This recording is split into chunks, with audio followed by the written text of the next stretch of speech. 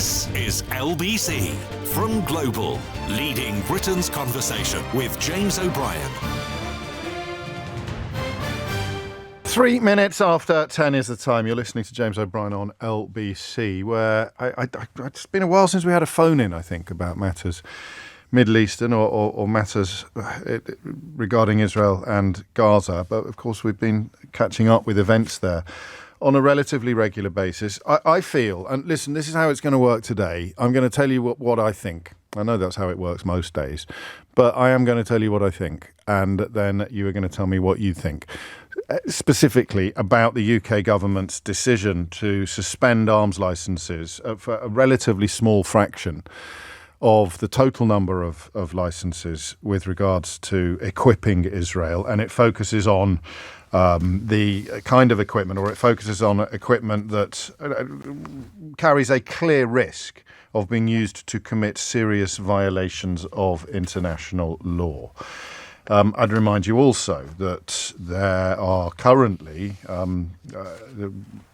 warrants issued, or the court's prosecutor, the chief prosecutor, is seeking warrants for Benjamin Netanyahu, the defence minister Yoav Gallant, 3 Hamas leaders, all of whom he, Karim Khan, wants to question with regards to war crimes and crimes against humanity in both the Gaza Strip and Israel. So I think this day has been coming for some time. I think this day has been inevitable. I think today red lines are drawn, because conversations that we have had together and coverage that we have followed have tracked a sort of attrition of opinion. I remember the very first time we started using the word proportionate, and of course its corollary disproportionate, in the context of what Israel would do, could do, should do, in response to the October the 7th atrocity, the October the 7th terror attack. And I don't know where you would position the pivotal moment at which you began to fear that support for the idea that Israel could and should do whatever she wanted, whatever Israel wanted to do with regards to Palestinian civilians. Now, you had people in the war cabinet, you had people in Netanyahu's senior team, people with convictions for sort of incitement, so people with really hideous CVs, something that's still underreported in the UK, essentially saying that there is no such thing as an innocent Palestinian. Even one calling for positing the possibility of dropping a nuclear bomb on the Gaza Strip. And I don't know whether it was naivety or idealism that led many of us to think that would never move to the mainstream, that these opinions were fringe, even though Benjamin Netanyahu relied increasingly upon the support of these ghouls for his own grip on power, something that's become, I'm afraid, absolutely irrefutably clear in more recent months, that Netanyahu's pandering to extremists in his own government was more important than either international opinion, diplomatic support, or the lives of tens of thousands of innocent Palestinians. So those of us who've tried from the very start to reject the idea that we should feel more pain or more sorrow at an Israeli death than a Palestinian death, at a Muslim death than a Jewish death, those of us who've tried to walk a very difficult tightrope, find ourselves statistically hidebound. 40,000 dead people in Gaza, 1,200 people killed by Hamas on October the 7th. Hostages still remaining, but hostages now widely considered to have been abandoned and or sacrificed by Benjamin Netanyahu. And that is the first pivotal point. You will struggle to find anybody, well, no, you won't struggle to find anybody. You can always find somebody holding an opinion, but you'll struggle to find anybody who would argue against the idea that Benjamin Netanyahu is now widely considered in his own land to have sacrificed or abandoned the hostages, which makes a complete mockery of the claim that the killing of the Palestinians was a necessary lever with which to secure the release of the hostages. As the months passed, he edged ever closer to the line where he would say out loud that even if the hostages are all released, we will still carry on. And then, of course, he said it. But still, supporters here would argue that all they have to do is release the hostages and everything will be fine. That's not true. That arguably has never been true, because if this ends, Netanyahu's grip on power loosens and quite probably is released. So that left, I think, allies, and there's pretty much only the UK and the USA left when you look at votes at the UN or the international, not votes at the International Criminal Court, but coverage. That left governments that were supportive of Israel in a fairly hideous dilemma. It led the American administration to a place where they were essentially saying, please stop killing Palestinians, but here are some more bombs. And in fact, possibly the most Kafkaesque moment I can remember involved them saying, well, we're not going to give you the really big bombs, but here are some smaller ones. And, to be horribly cynical, I presume that 5 small bombs can do the same sort of damage as one bomb that's 5 times the size of the small bomb. But that's how mad it became. That's how Kafkaesque the situation has become because of the reluctance to take meaningful steps against Israel in pursuit of a ceasefire, or in the absence of a ceasefire, somehow reducing their ability to kill Palestinians, or as David Lammy described it yesterday, breach or commit serious violations of international law. So if I tell you off the top of my head that the chief rabbi is very upset about it and Amnesty International are very upset about it for completely different reasons. The chief rabbi in this country thinks that the move beggars belief and somehow encourages Hamas, or he uses the phrase our shared enemies, whereas the chief executive of Amnesty International UK describes the restrictions as too limited and riddled with loopholes. They've been calling continuously for a ceasefire to allow humanitarian aid into Gaza, where, incidentally, polio has just returned for the first time in 25 years.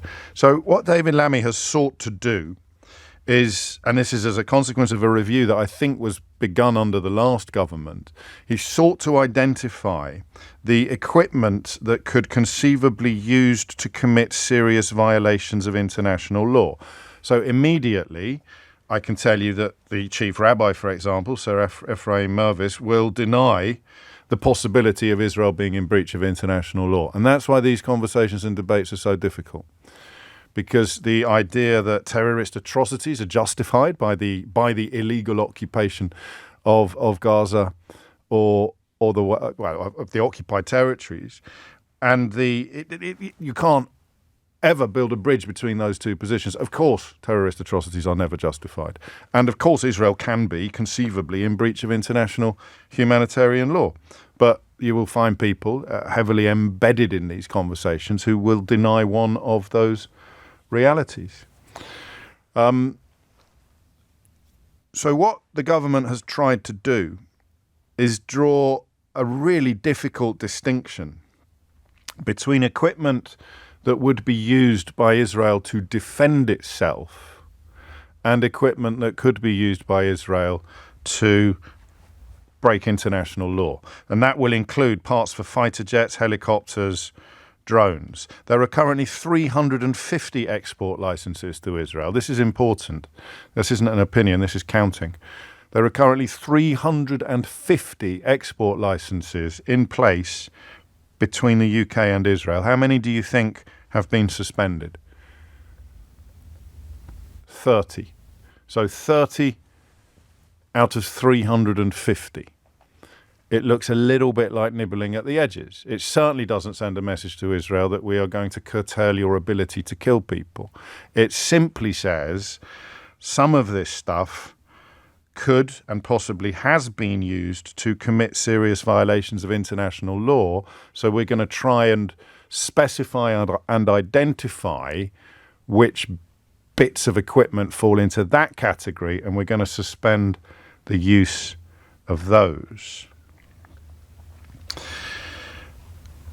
The timing is the timing is unfortunate, for want of a better word, given that 6 hostages were killed by Hamas in the last couple of days. But David Lammy's explanation for that would be that he has to tell the House of Commons the findings of the report and the conclusions that he's arrived at the first possible opportunity, which he has now done.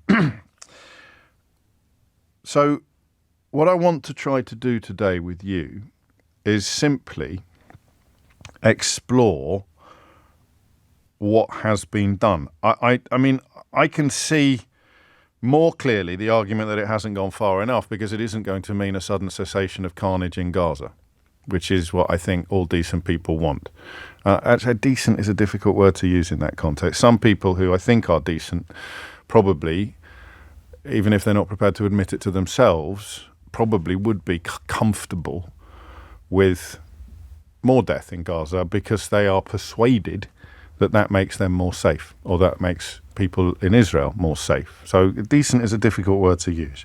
But if you want the death to end, or the death to be dialed down, then what else do you do in the current context? Benjamin Netanyahu is not interested in a ceasefire. Benjamin Netanyahu is not really interested in the fate of the hostages. This is the opinion of, well, for a start, it's the opinion of 500,000 Israelis who took to the streets a couple of nights ago.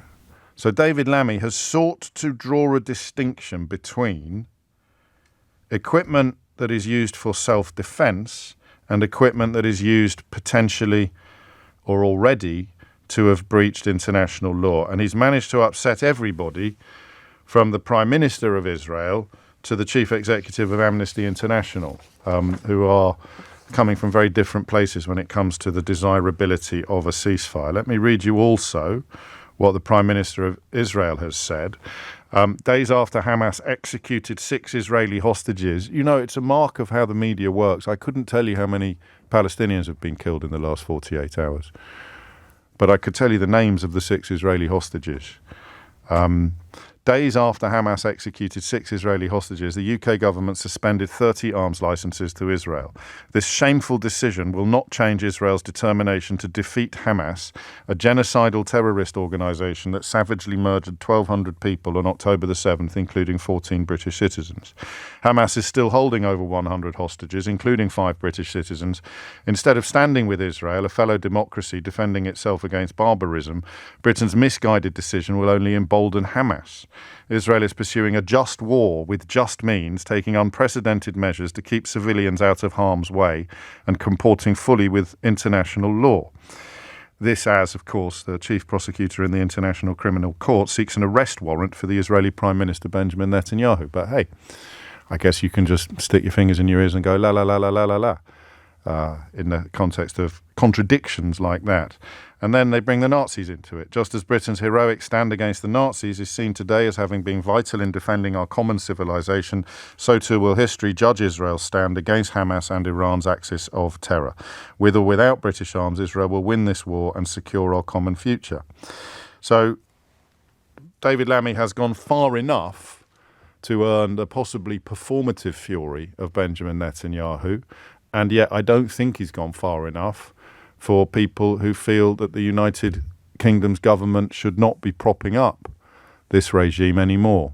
In other words, he runs a very real risk of having disappointed everybody. Has he disappointed you? If so, why?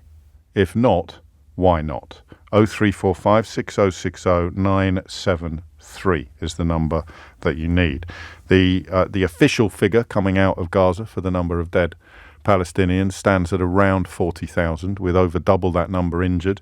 Most received wisdom accepts that figure is likely much higher, but simple, brutal realities like not yet having dug bodies out of rubble makes it impossible to be more accurate.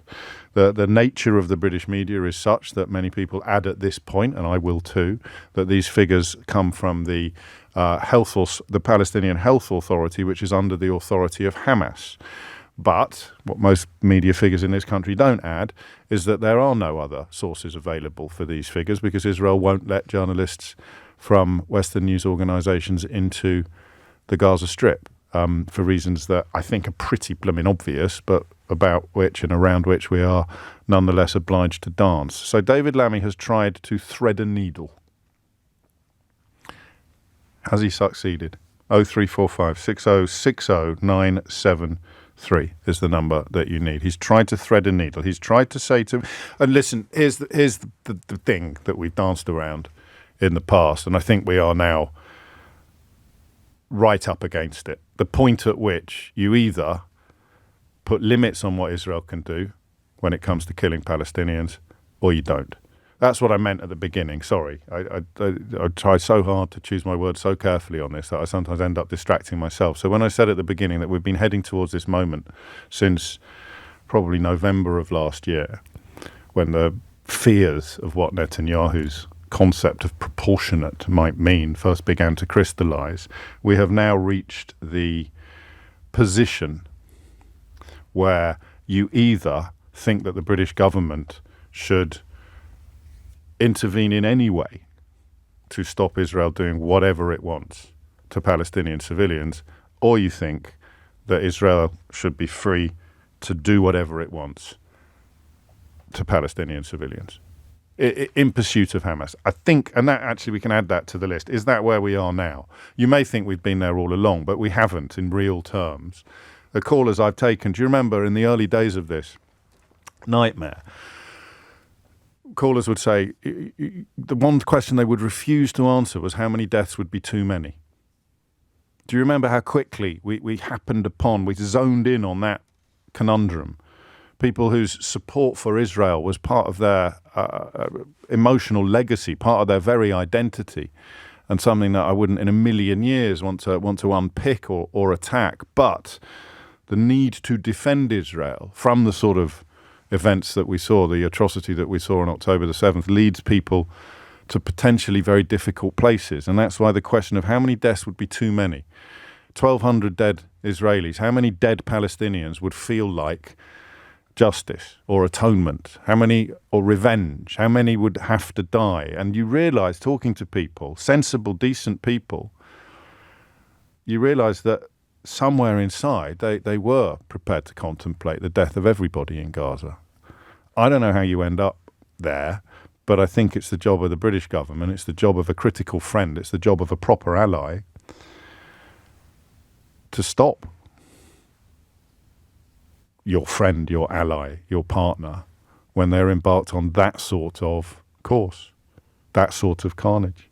0345 6060 973 is the number you need.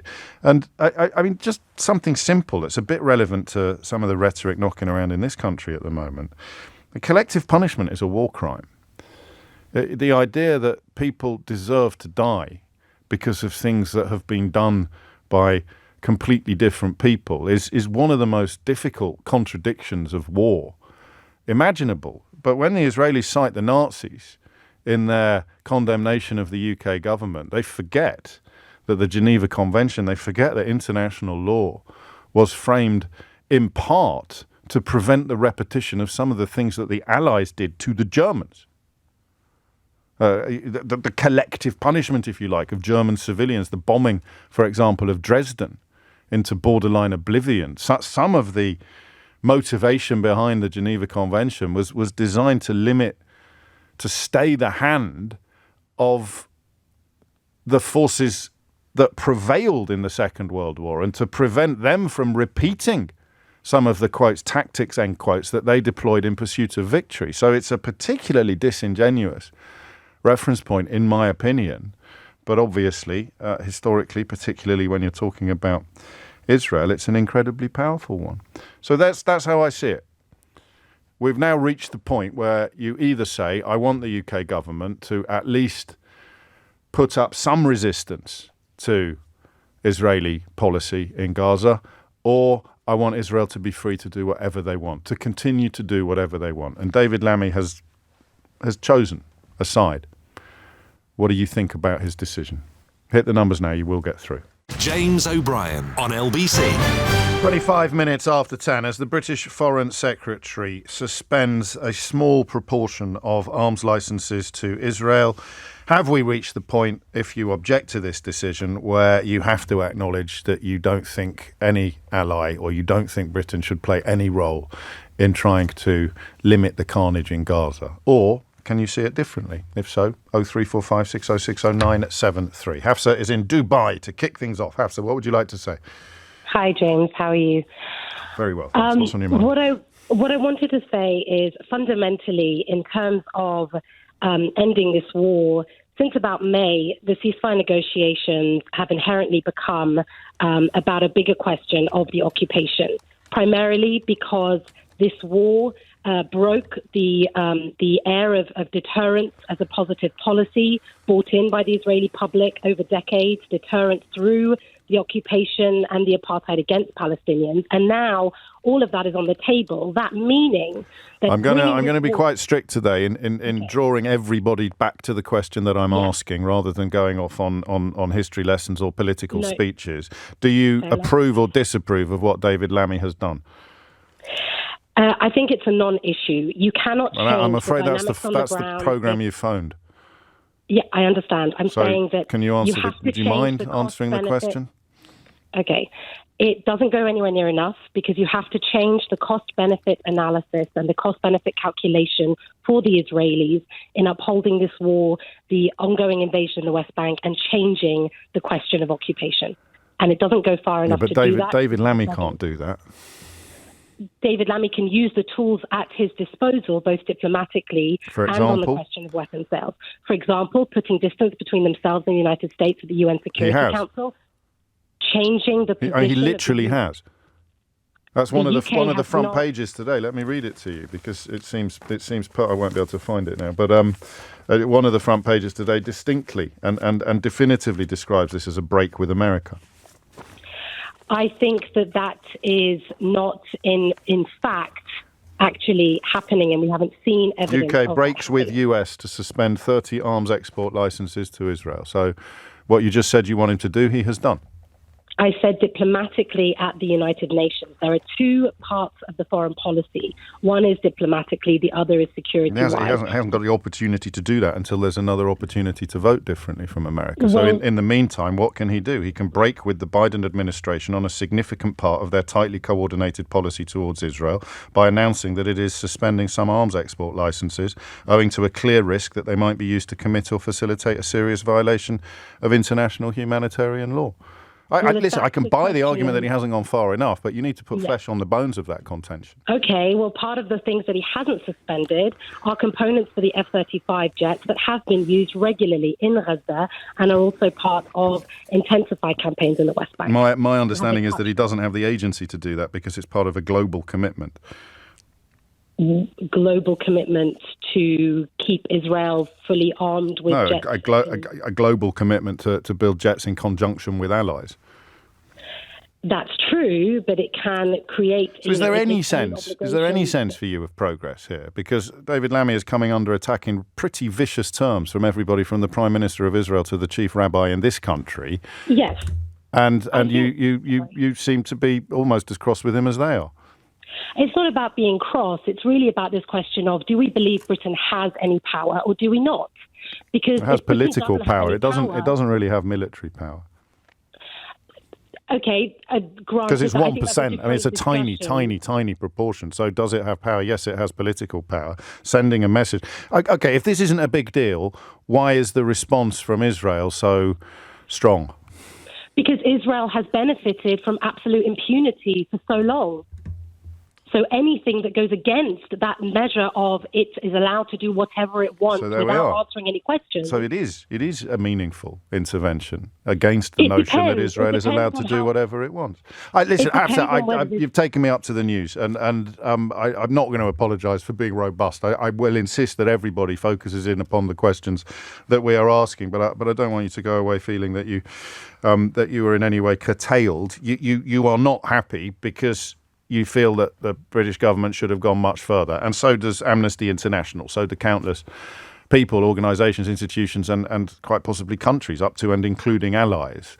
But in the context of the very specific move, good or bad, then good but could be better is a slightly woolly answer. 10:30 is the time. Thomas Watts is here now with your headlines. James O'Brien on LBC. 10:33 is the time. I sometimes wonder whether you think I exaggerate the polarity of this discussion. You probably don't, but here's a rather startling illustration of it. Two texts arrived both at 10:32. Okay, the first one, you're right, James. Lammy has picked a side. Israel, genocide, ethnic cleansing, mass displacement, collective punishment, torture, you name it. He's on that side. And at 10:32, another text come in saying Starmer and Lammy have just have just declared that they are anti-Jewish. So that's a response to the same policy. One contending that it renders the British government anti-Jewish, and one contending that it sees the British government line up in lockstep with the Israeli regime, which my texter accuses of all of the things that I just read out. So what do you think about the decision? And remember, it's based upon a review called by David Lammy as soon as he arrived in the Foreign Office, and the advices he has received is that there are 30 arms licenses in place which carry an untenable possibility of facilitating serious breaches of international law. So I mean, one way you could break this down, you're either in favour of international law or you don't think it should apply to Israel. Holly's in Wimbledon. Holly, what would you like to say? Hi, James. Good morning. I think that the UK's decision to suspend a very, very small portion of the licenses to Israel is largely a political statement. I think it's virtue signalling. Do I agree with it? No, I do not. But do I think it's going to make why don't you agree? I mean, if because the UK international law is the fulcrum upon which this opinion has to be formed, isn't it? So why shouldn't the UK government seek to insist that Israel follows international law? Firstly, Lammy has said quite clearly that the decision yesterday is not based on any findings that Israel has committed any breaches of international law. In fact, no, it's not. That's not true. It's particularly with reference to the. In fact, well, you can't talk over me when you've made James, sweeping statements. You must allow me. You can't say things that aren't true. Well, Israel has taken extraordinary lengths to uphold international law. No, but you just said David Lammy hadn't identified areas in which it might have been broken, and he has. That's not what I said at all. He said that it wasn't the correct forum in order to judge. Okay, so the areas in which these concerns are most acute would include the ability of aid to get into the Gaza Strip and the treatment of detainees. So the equipment, James, the licenses that have been... No, the license. It's important that my listeners know the facts before we hear more rhetoric. The licenses that have been lifted, in the opinion of the Foreign Office advisors, would be for equipment likely to facilitate abuses of aid's ingress into the Gaza Strip or to facilitate abuses of detainees. So those are some of the areas upon which David Lammy is basing his decision, just for clarity. James, you refer to facts, and I'm also going to refer to facts. In the last week, Israel has provided the polio vaccines for 2.5 million people in Gaza. Now, why is polio back? Why is polio back in Gaza? It's back because of the humanitarian crisis there, but that's not. What's caused the humanitarian crisis? Can you please let me finish? You owe a duty to your listeners to also allow me to finish. You're going to be able to finish, but what's caused the humanitarian crisis in Gaza? The current conflicts. Now, why are we focusing only on Israel in this conflict? Why are we? That's a surreal question. Every conversation. No, but you can't. Of course, you're going to be able to finish, Holly. But we're not focusing only upon the actions of Israel. How many times this morning have you heard me mention the atrocity of October the 7th and the 1,200 dead Israelis? Mention it. Well, actually, I'm. Remember, everyone else has been listening as well. Well, absolutely, but you just said I haven't mentioned it. You just said I haven't mentioned it. That's a lie. Words in my mouth now, you said, why are we focusing exclusively on the actions of Israel? This is so pointless. No. Well, no. Let me finish my sentence. Stop saying things that aren't true. Like what? Like that we're What not am I saying mentioning that the isn't true? actions of Hamas, That's or not we're what I focusing said. exclusively That's on not what I Israel, or said. that David Lammy You hasn't are, cited because areas you're not in even which allowing international me law to might be broken. respond Go in on a then, way you that carry on. can allow me to discuss also the other fraction that is part of the contribution to what is happening in Gaza. What do we think Hamas are? Some sort of yoga retreat organisation? Very funny. They're certainly not. Yes. How does this prevent? What do we think the Palestinian IDF is? How A holiday does- camp? Well, no, absolutely not. But shouldn't we be pledging some support for the IDF, who have Sorry, made 350 arms licenses currently in place, of which 320 remain, and you don't think we're showing support for the Israeli Defence Force? I absolutely do, but... So why did you are just ask why we aren't? Because you quote 40,000 dead Palestinians. Now, Why are you jumping around so much? Whenever everything you say, I'm paying you the respect of addressing directly.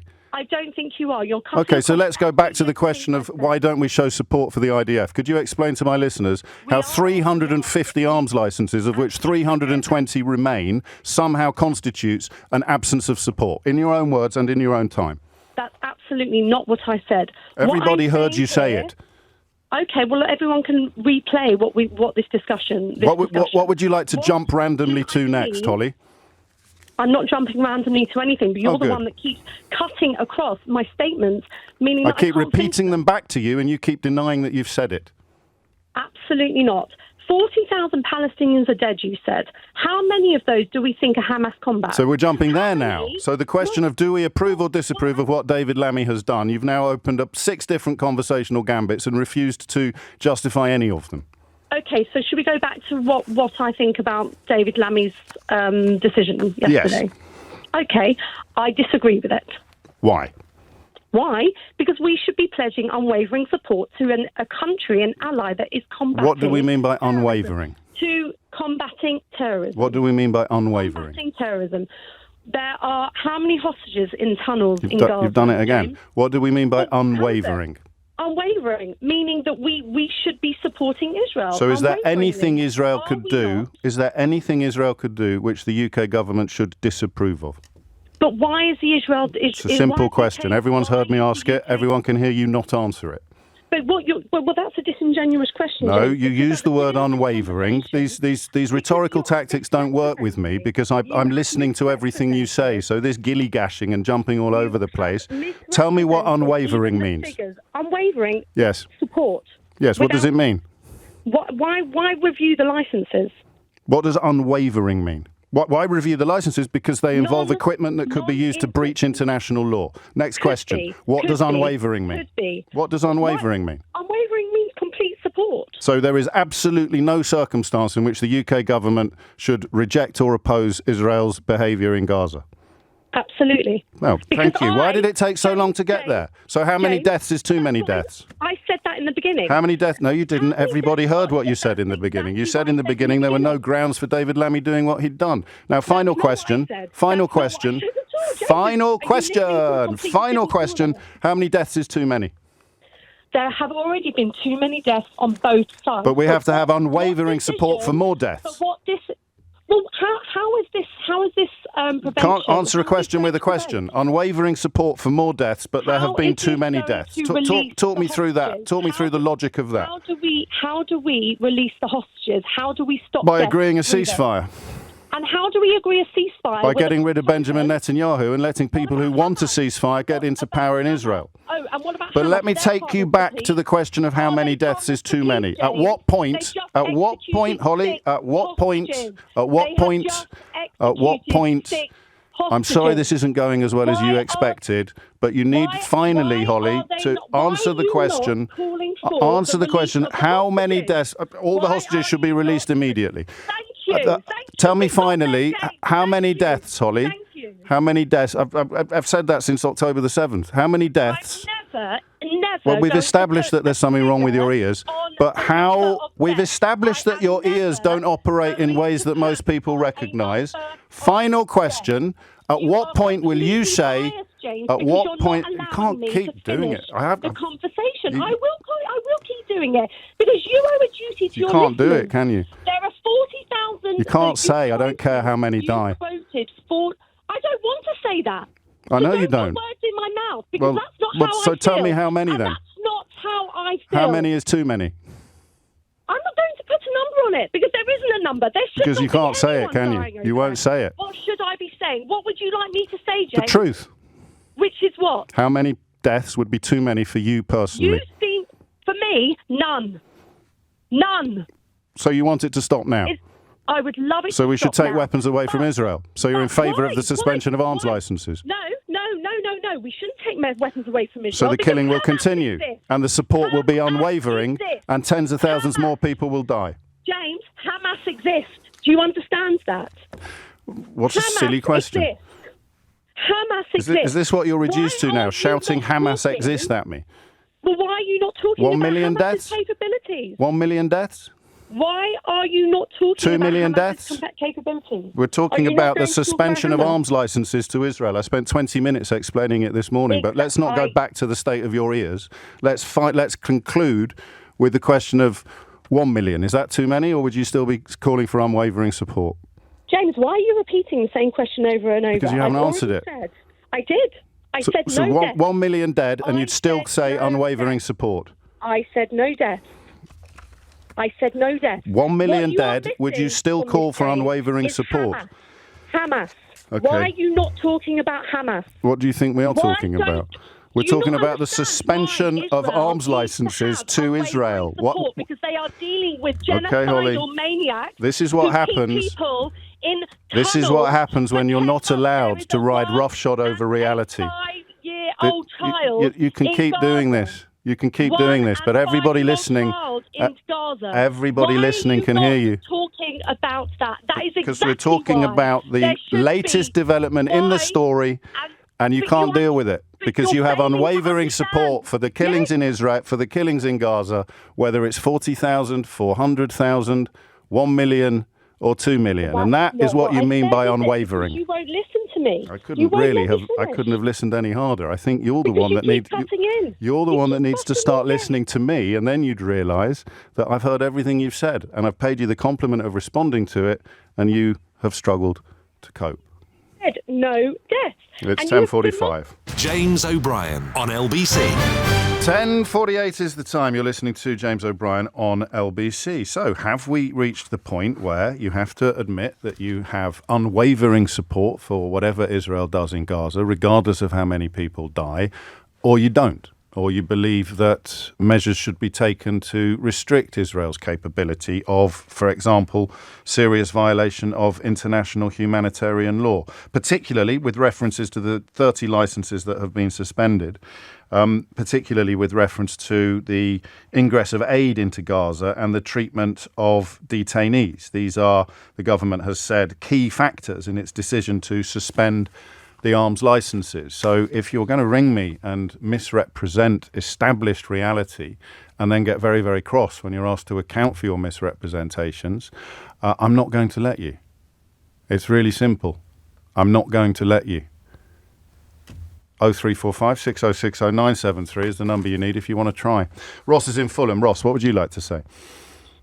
Hi, James. Has Lamé gone far enough? No, I don't believe he has. And I think it summed up. You read out a statement, and I didn't catch who the author was, but it concluded with Israel will win this war. That was from the office of the Prime Minister of Israel. That was from Benjamin Netanyahu's statement this morning.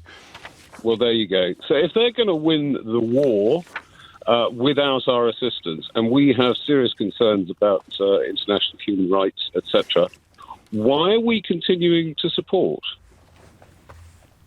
Well, that is the dichotomy, isn't it? That is the sort of conundrum caught up in a please stop dropping bombs, but here are some more bombs for you to drop. It is the sort of Kafkaesque absurdity. But are you letting the perfect be the enemy of the good? Because Lamé's advice is specific to major breaches, potential breaches of international law, and the suspension of all arms licenses would compromise Israel's ability to defend itself. Not from Hamas exclusively, but also, of course, from Iran and from Hezbollah. But does that statement from the Prime Minister's office state we will win regardless? So that would imply that they have a stockpile of all the weaponry that they require. No, it wouldn't. It doesn't do that. It's a rhetorical flourish from the Prime Minister, from Netanyahu's office. I don't think we can overanalyze it as proof of stockpiles of weapons. But here it says, with or without British arms, Israel will win this war and secure our common future.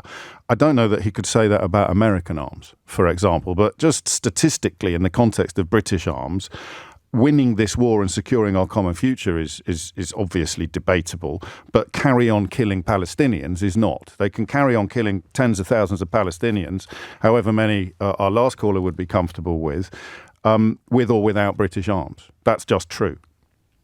So let us withhold until we are clearer on the picture of what is being used. Well, he thinks he is clear. I mean, I think, it's a bit of a glib phrase, letting the perfect be the enemy of the good. But you look at the fury that David Lammy's relatively mild rebuke to Israel has provoked, and I therefore feel a little bit almost sympathetic towards him when people like you and the first caller queue up to attack him for not having gone far enough. Do you see what I mean? Look at how diplomatically difficult it is to do even what he has done. Well, there's always going to be for and against and a lot in between. Yes. But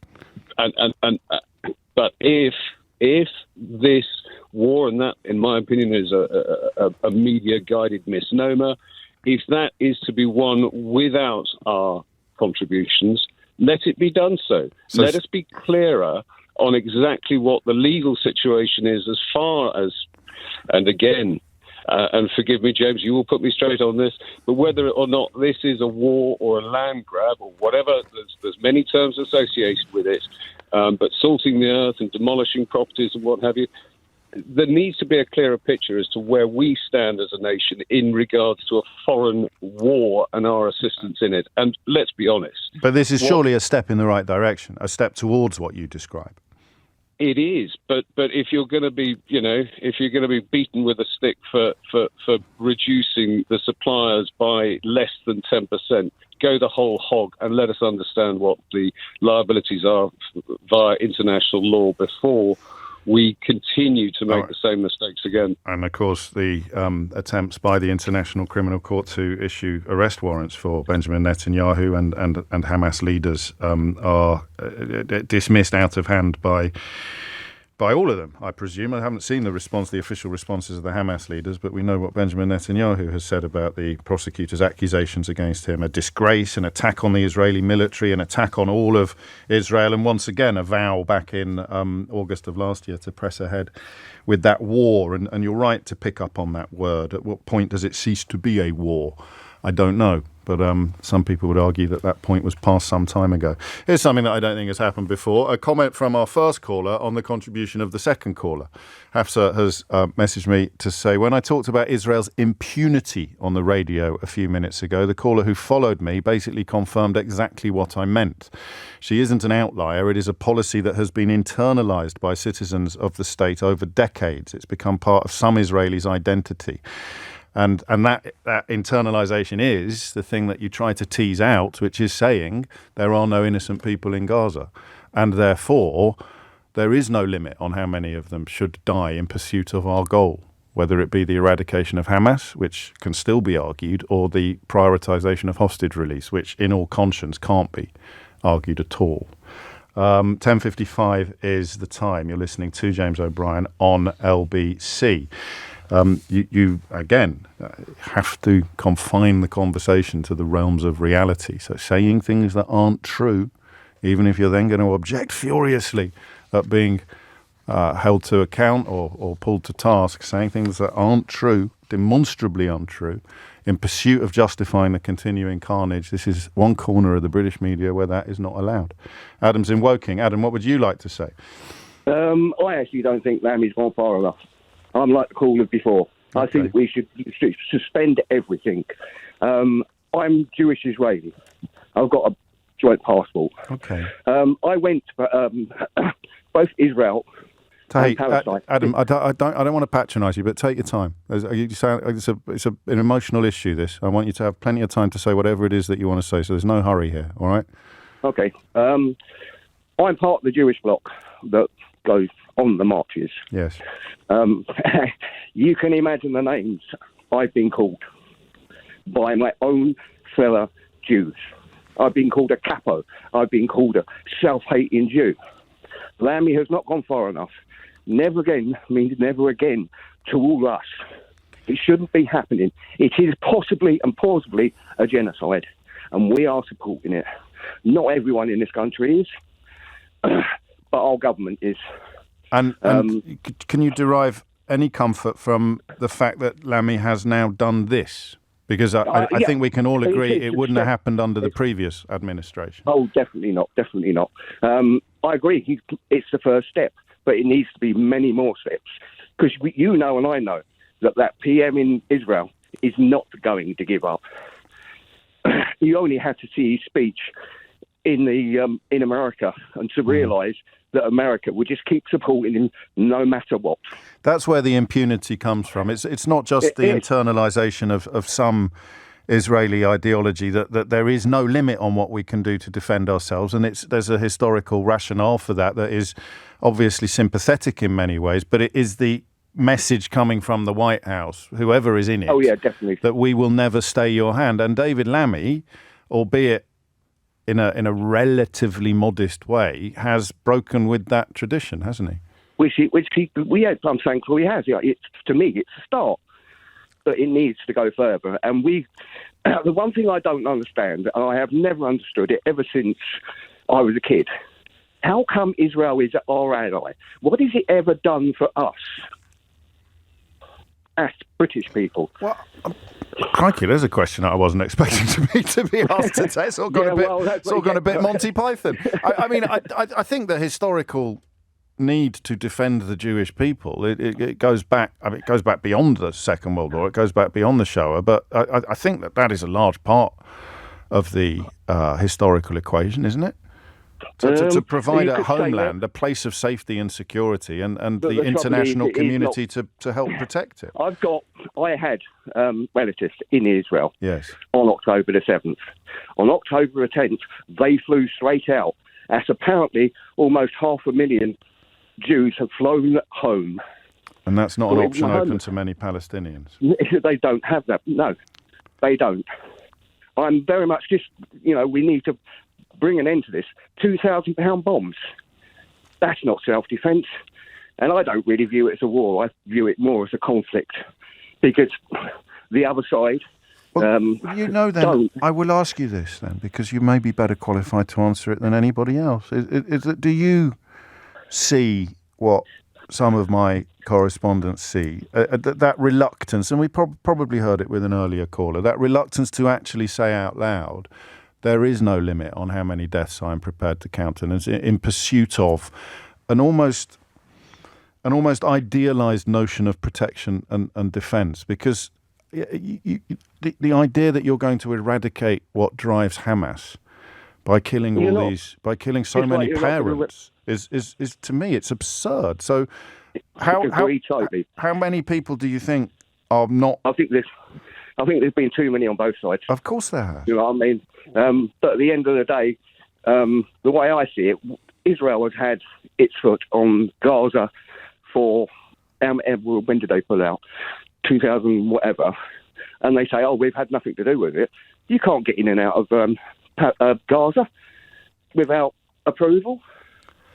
And then you see that as such a stark contrast that it kind of colours almost every other part of the conversation. A few people picking you up on the claim about people flying out of Israel. I don't have the figures in front of me, but I'm happy to see both arguments put forward. One person claimed 300,000 have returned to Israel since October the 7th. Joe tells me so. I don't know, but how I mean, among the people that criticise you, and for people who don't know, Capo is a particularly... I don't know. I haven't looked at that, so I'm not going to... No, I know. I'm putting both opinions out there because I don't have the full detail in front of me. I may have it by the end of the end of the next hour. But the thing I just want to pin down, the people that call you names from your own sort of community, if you like, and Capo is a particularly vicious one because that, I think, refers to Jewish people who collaborated with the Nazis in the actual death camps. Is that right? I think that's where that word comes from.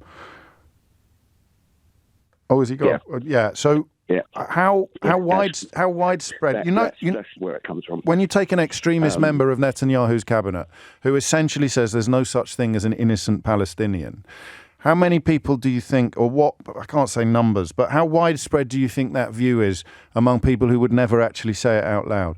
I think we've got a massive delay on the line now, which is profoundly unhelpful. Adam, thank you. It's 11:01. James O'Brien on LBC. It's 5 minutes after 11. I'll read you this from Donald, because you need light, especially in the darkest hours, don't you? Donald's just texted to say, I'm sure that hour has brought us all closer together, James. I presume you need to be careful, Donald. If you've got your tongue so far into your cheek, you're in danger of biting it off. Can I make a small confession to you? I have an impulse sometimes to condemn when I hear stories of children who would once have been described as feral. And I have to catch myself. I have to remember that nobody is born feral or nasty or racist. But from the first times that I started doing this job, the stories... And I've changed a lot over the years for a whole variety of reasons. And sometimes I think I've possibly become a bit predictable in pushing back against traditional tabloid tropes. Maybe some of them are true. Even a stop clock can be right twice a day. But when I hear a story about a 12-year-old behaving in an abominable fashion, there is a little bit of me that becomes authoritarian. Just a tiny little flowering, if you like, of a Victorian schoolmaster. We've talked about this a lot because it's one of the things that came out in my therapy was the fact that you convince yourself that some of the brutalization you've been exposed to is not only acceptable but also a net positive. I used to say, for example, that beating children, corporal punishment, is the only language that some children understand, and I know that because I used to be one of them. So I'm rather happily fortunate that when I started as a broadcaster, there was no such thing as YouTube. There were no viral clips. But if there were, it wouldn't be that hard to find clips of me holding, often honestly, sometimes not honestly, because I used to do debate shows where sometimes you'd just be handed the position that you'd have to defend or attack. But on corporal punishment, I've told you this a few times, my inner Victorian is... worryingly, still occasionally, worryingly close to the surface because of all the reasons that I've shared with you over the last couple of years. That need, if you've been brutalised as a child by adults, beaten in my case, formally by teachers, by a teacher, a headmaster, you need to convince yourself that it didn't hurt, that it doesn't hurt. And the moment that you acknowledge that it did, all the good stuff starts happening. All the sort of positivity and authenticity floods back in to your heart and your soul. But it's still there for me. And there's a story in the news today that you're probably already aware of that beggars belief. It's a 12-year-old boy who took part in 2 incidents in Manchester during the Farage riots that were 3 days apart. So he is potentially, despite his age, one of the worst offenders. He's admitted 2 counts of violent disorder and will be sentenced accordingly.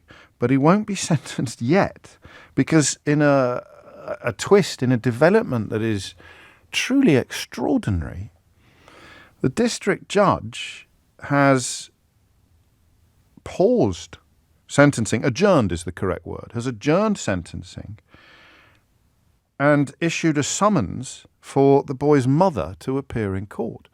So a 12-year-old boy pleading guilty or admitting 2 counts of violent disorder turned up in court accompanied by his uncle, wait for it, because his mother has elected to go on holiday to Ibiza. And bizarrely, at that point in the story, I felt my inner Victorian start shrinking and shriveling.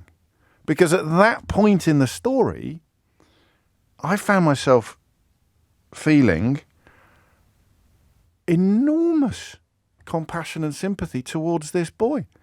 So that's really weird, because if his mother had been in court with him, I would have been capable of a sort of nuanced analysis, the question of who radicalised him, whether you're talking about the wife of a Tory councillor who also pleaded guilty to Farage riot-related offences yesterday, or whether you're talking about a 12-year-old boy.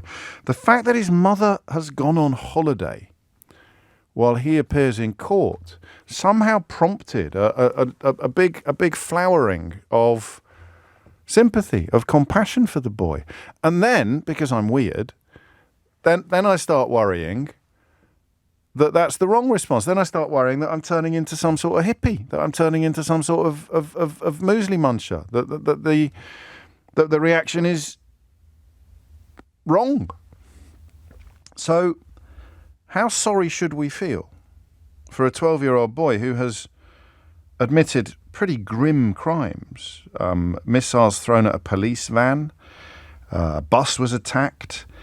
He obviously got stuck right in to these events. One of the youngest criminals involved in last month's riots.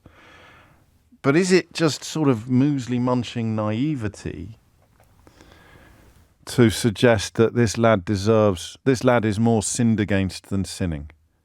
How sorry do you feel for him? Do I need to give my head a wobble? 0345 6060 973 is the number that you need. How sorry do you feel for him? Because you think back to the footage. How would you have felt when you were watching the footage? How would you have felt when you were watching the footage if you saw a 12-year-old boy? You'd have felt, unless you're, sympathetic to the Farage rioters, and a surprising number of people, judging by social media, actually are,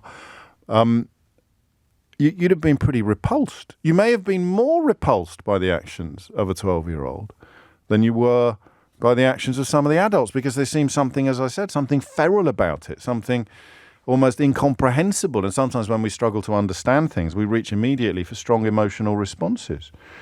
So how significant, we don't know, and you don't want to over-analyse the details that we've got, but I want you to imagine getting into trouble when you were 12.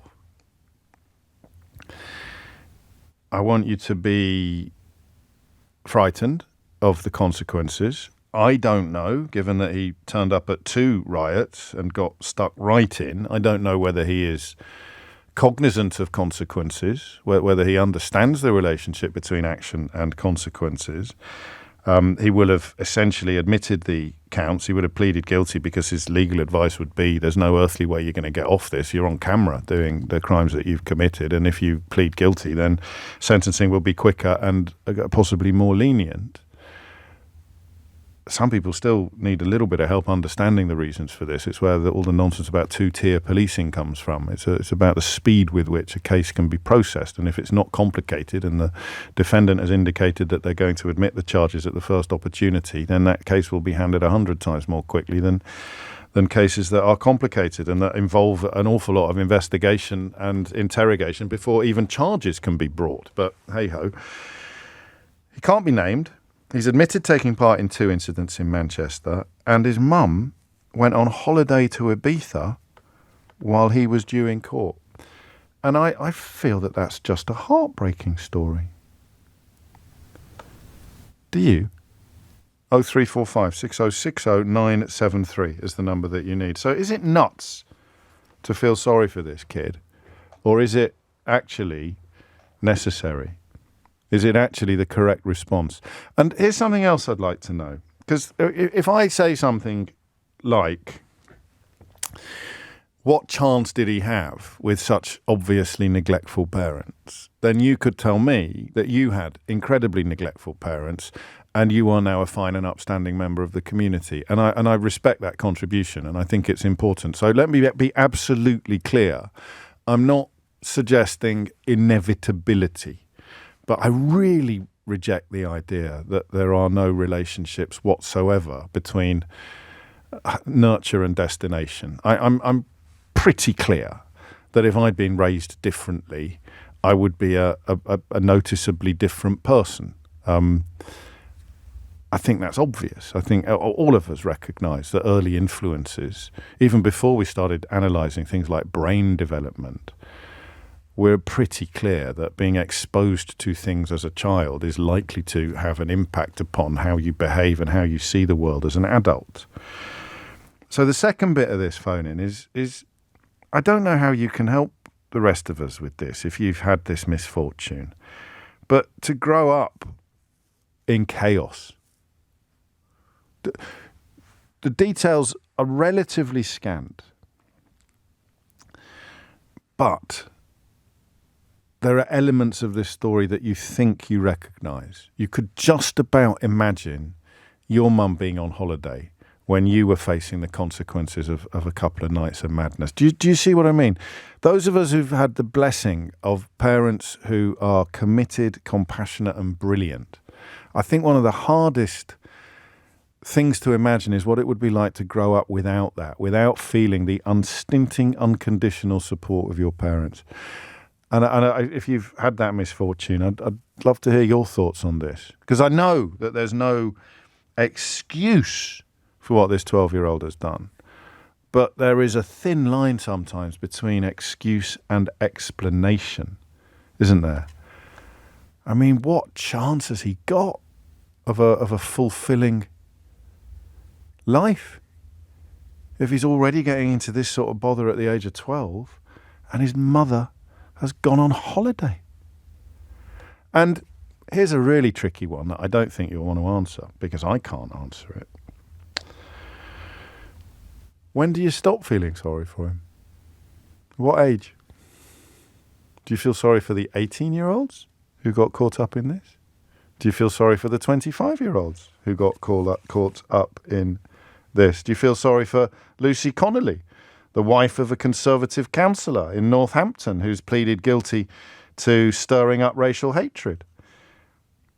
Do you feel sorry for her? I mean, the question of who radicalised her is quite an interesting one. Obviously, some of the people who disseminated blatant lies on the internet about the killings in Southport should be held to account for some of the consequences of their lies, whether they got their information from the Twitter account of someone facing trial for people trafficking or whether they just plucked it out their own backside. The response to those lies was the riots in many ways. But no one would argue that you should feel sorry for this 41-year-old woman from Northampton, or nobody sensible would argue that you should feel sorry for her. Imagine if I used my radio to encourage people to kill you. That might sound like quite an odd thing to say, but I've been reading, because I'm weird, I've been reading about the Rwandan genocide and the role that radio played in the Rwandan genocide, 100 days, when you turn on your radio and presenters were encouraging you to massacre your neighbours. If you were Hutu and your neighbours were Tutsi, you were being encouraged in the most extraordinary language to join in a massacre. It lasted for about 100 days, left thousands dead. Now, if I started doing that on the radio, what do you think should happen to me? If I gave out your address or called for people living in a specific building to actually be killed or set fire to, what do you think that should happen to me? This is the point that many people, including Elon Musk, seem to miss, is that social media has become an enormous megaphone where, regardless of how many followers you've got, it gets picked up by somebody with a lot of followers and it can go anywhere. In fact, Farage gave the game away a bit, didn't he, when he was being interviewed by Tom Swarbrick, when he described Andrew Tate, the man who's facing trial in Romania for people trafficking and sundry other hideous crimes, alleged crimes. He said he's got a big following, as if that somehow imputes credibility. So you use social media to do this stuff. You're the same as a radio presenter in Rwanda calling upon his Hutu listeners to massacre his Tutsi listeners. There's no difference, except the nature of the platform. The crime is exactly the same. And no one would seek to defend me if I called for you to be burnt in your bed tonight. So at what point do you stop feeling sorry for this kid? When he's 13? When he's 14? When he's 15? When he's 34? I can't answer that question. I really can't answer that question. Can you? 0345 6060 973 is the number that you need. It's 19 minutes after 11. James O'Brien on LBC. It is 21 minutes after 11, and the story of a 12-year-old boy who has admitted to counts of involvement in the violence, 2 counts of violent disorder during the riots last month, who turned up in court only for the district judge to discover that his mum had gone on holiday to Ibiza. 12 years old. Question that's possibly quite easy to answer. How sorry should you feel for that child? How sorry do you feel for that child? And question that's almost impossible to answer. At what age do you think you should stop feeling sorry for him? That second one that's PhD territory, isn't it? Anyway, we should crack on. Mary's in Norwich. Mary, what would you like to say? Hello, James. Hello, Thank you for taking my call. You're very welcome. It isn't violence that's affected my family, but my daughter remarried, and to cut a long story short, the new father didn't get on with my granddaughter, so there became problems in the family. And I got a phone call one day. My granddaughter was 16 at the time. Right. I got a phone call from the police one day to say that they had got Claudia in the police station. Would they be able to bring her to me? Right. So, yes, she had run away from home, but this is the last straw for her. She has got problems with the relationship my Yes. daughter had. Okay. And I took her in. She stayed with me from the age of 16. I put her through college and everything, and she's become a really beautiful young lady. Oh, good. But where was my daughter going? My daughter was going to Bulgaria when the police rang me and didn't want to know. She was taking my youngest sorry. grandson or what? Well, no, the thing is, it's impacted on our family in such a strong way. She hasn't got a relationship with any of us now, my daughter. And she had chosen to prioritise her partner over her daughter. So, absolutely. So the relationship deteriorated to such a point where your daughter felt she had to make a choice. You're either with him or you're looking after your little girl, and she chose her partner. Yes. And culminating in her getting ready to hop on a plane, just like this lad's mother has done. Yeah. And whilst there's no aggression or anything in there, the impact of that kind of behaviour it has on the child. The child, my granddaughter she is lovely, but she does have problems, mental problems about her relationship with her mother. Right. And I didn't bring up my children to be like that. It is so upsetting. Okay. So how does this case reach your ears then when you read about a 12-year-old or you hear about a 12-year-old boy in court for violent disorder, and then the judge discovers his mum's on her way or already arrived in Ibiza? I'm a bit like you, James. I think I have sympathy with the child. Yes. Because the child has obviously not had a strong enough upbringing to realise what is right and what is wrong, and how to go about getting help for that. And here's the question that you can't answer, because I don't think any of us can. When is the right time to stop feeling sorry for the child? You probably still view view your granddaughter sympathetically, and you still see the consequences of what she endured. And I do. But if this bloke ended up in court 10 years from now, if this lad ended up in court 10 years from now, and we didn't know anything about his family background, and he'd done something we considered to be disgusting, we'd probably be supremely comfortable with him being punished in very robust terms. And yet, the argument for the impact of his parenting on him would still be relevant, wouldn't it? Yes. I mean, my granddaughter's now 25, and I still have that overprotectiveness about the way she was treated by my daughter, who I love them all dearly, but my daughter hasn't spoken to me for, 14 years now. Oh, I'm sorry. Because of it. No. It's not ideal. I understand that you're happy, at least with the choices that you have made, but it's still not ideal. I'm allowed to say, I'm allowed to express a bit of sympathy for the overall situation. Thank you. You're welcome. You're welcome. And does your granddaughter talk to you about it? Does she? I mean, does she discuss the possible depth of the damage that's been done by her mum? Not so much now. No. She doesn't understand how to get round it. She still tries to keep in touch with her mum. Her mum never returns calls. Keeps letting her down. Doesn't. Yeah, it's just. Yeah, it's a broken relationship, and I don't think it will ever amend.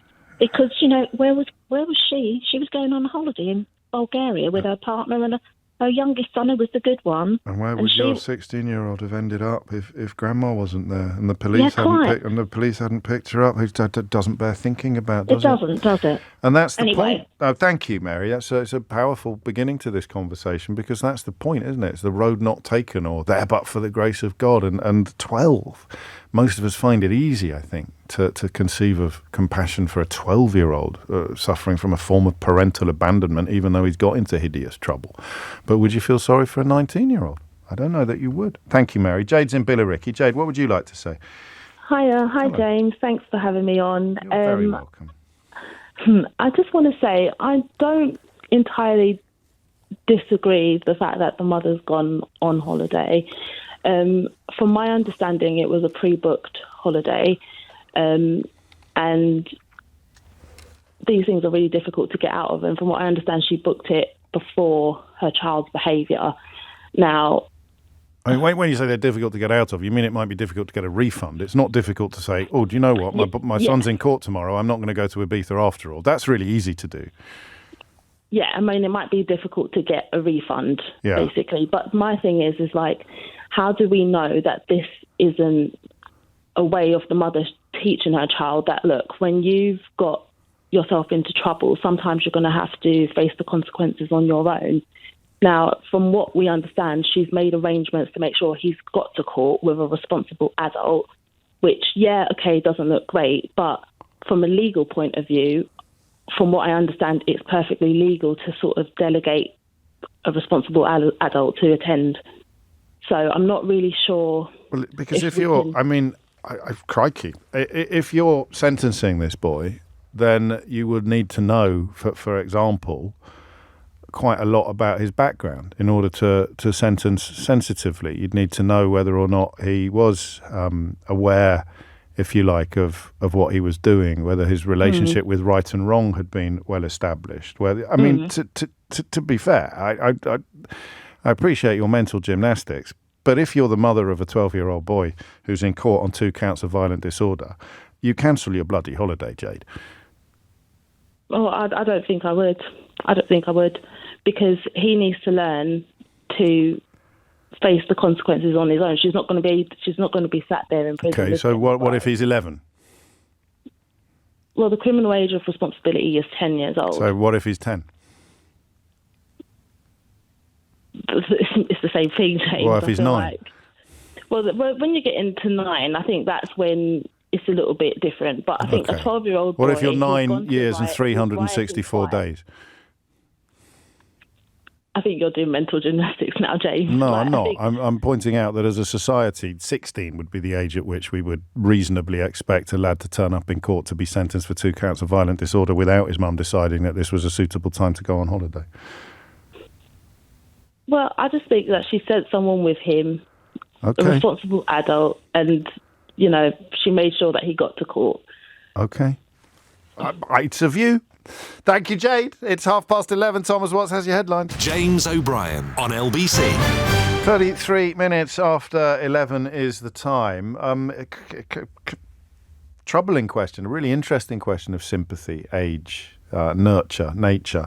I'm just going to take a moment to completely waste my time, but hopefully not yours. So when I poo-poo the notion of 2-tier policing, somehow favouring people who've been routinely at the wrong end of institutionalised racism in various police services. I get this message quite often. You seem to deny 2-tier policing, so can you tell me why? And then Pete refers to a very well-documented case at Manchester Airport recently, which saw various clips of filmed footage emerge to demonstrate 2, 3, possibly 4 potential or alleged crimes. So can you please tell me why no charges have been brought in that case, says Pete? thinking he's being clever. Of course I can. But it'd be much better to ask a barrister or to ask a lawyer, Pete, which is what I do. That's what I did. So someone familiar with how the legal system works would tell you, as opposed to Billy Buncher-Numbers with a bulldog avatar on Twitter, hashtag two-tier policing, would tell you that quite simply it's under investigation. It's clear from the CCTV that this incident has been selectively presented on social media, including by the family concerned, and there will be other evidence lines of inquiry which we are not aware of. The officer in question is also apparently under internal investigation by the IOPC, so there are a lot of moving parts that need to be established before the CPS is able to decide A, who is to be charged, and B, crucially, with exactly what offences.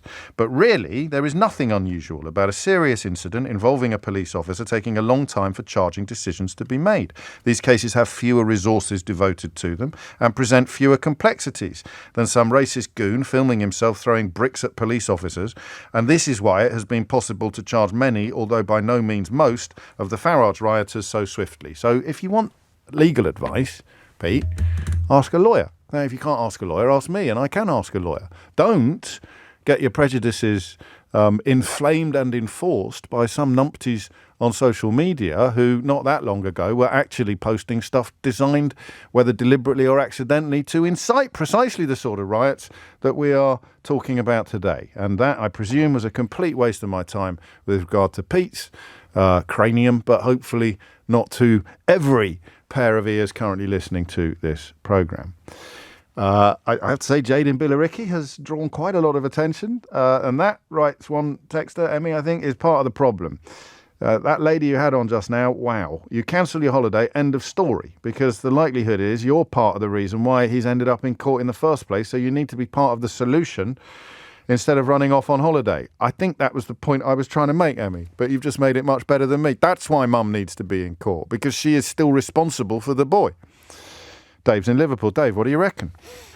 Nice to speak to you again, James. In regards to the last caller, honestly, that argument was flawed from the start, because I recognise what she was trying to explain about actions and consequences. But if that was so, there would have been a statement given in on behalf of the mother to say, do what you will with my son.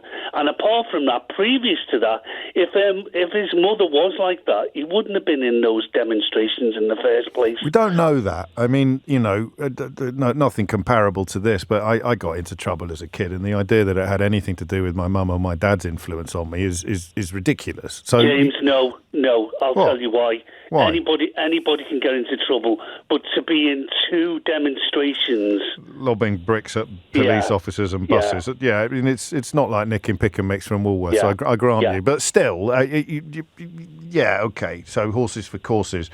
There's no way that he can be meaningfully sentenced without the responsible adult being present to establish absolutely the state of his home life, and B, the likelihood of anybody involved in his home life stepping up to the plate to do things that would otherwise have to fall to the court to do. Yeah. Anyway, so to get back to the points of debate. Yes. Sympathy for him. How much sympathy for him? I wholeheartedly feel sorry for that young 12-year-old, and I'll back up why.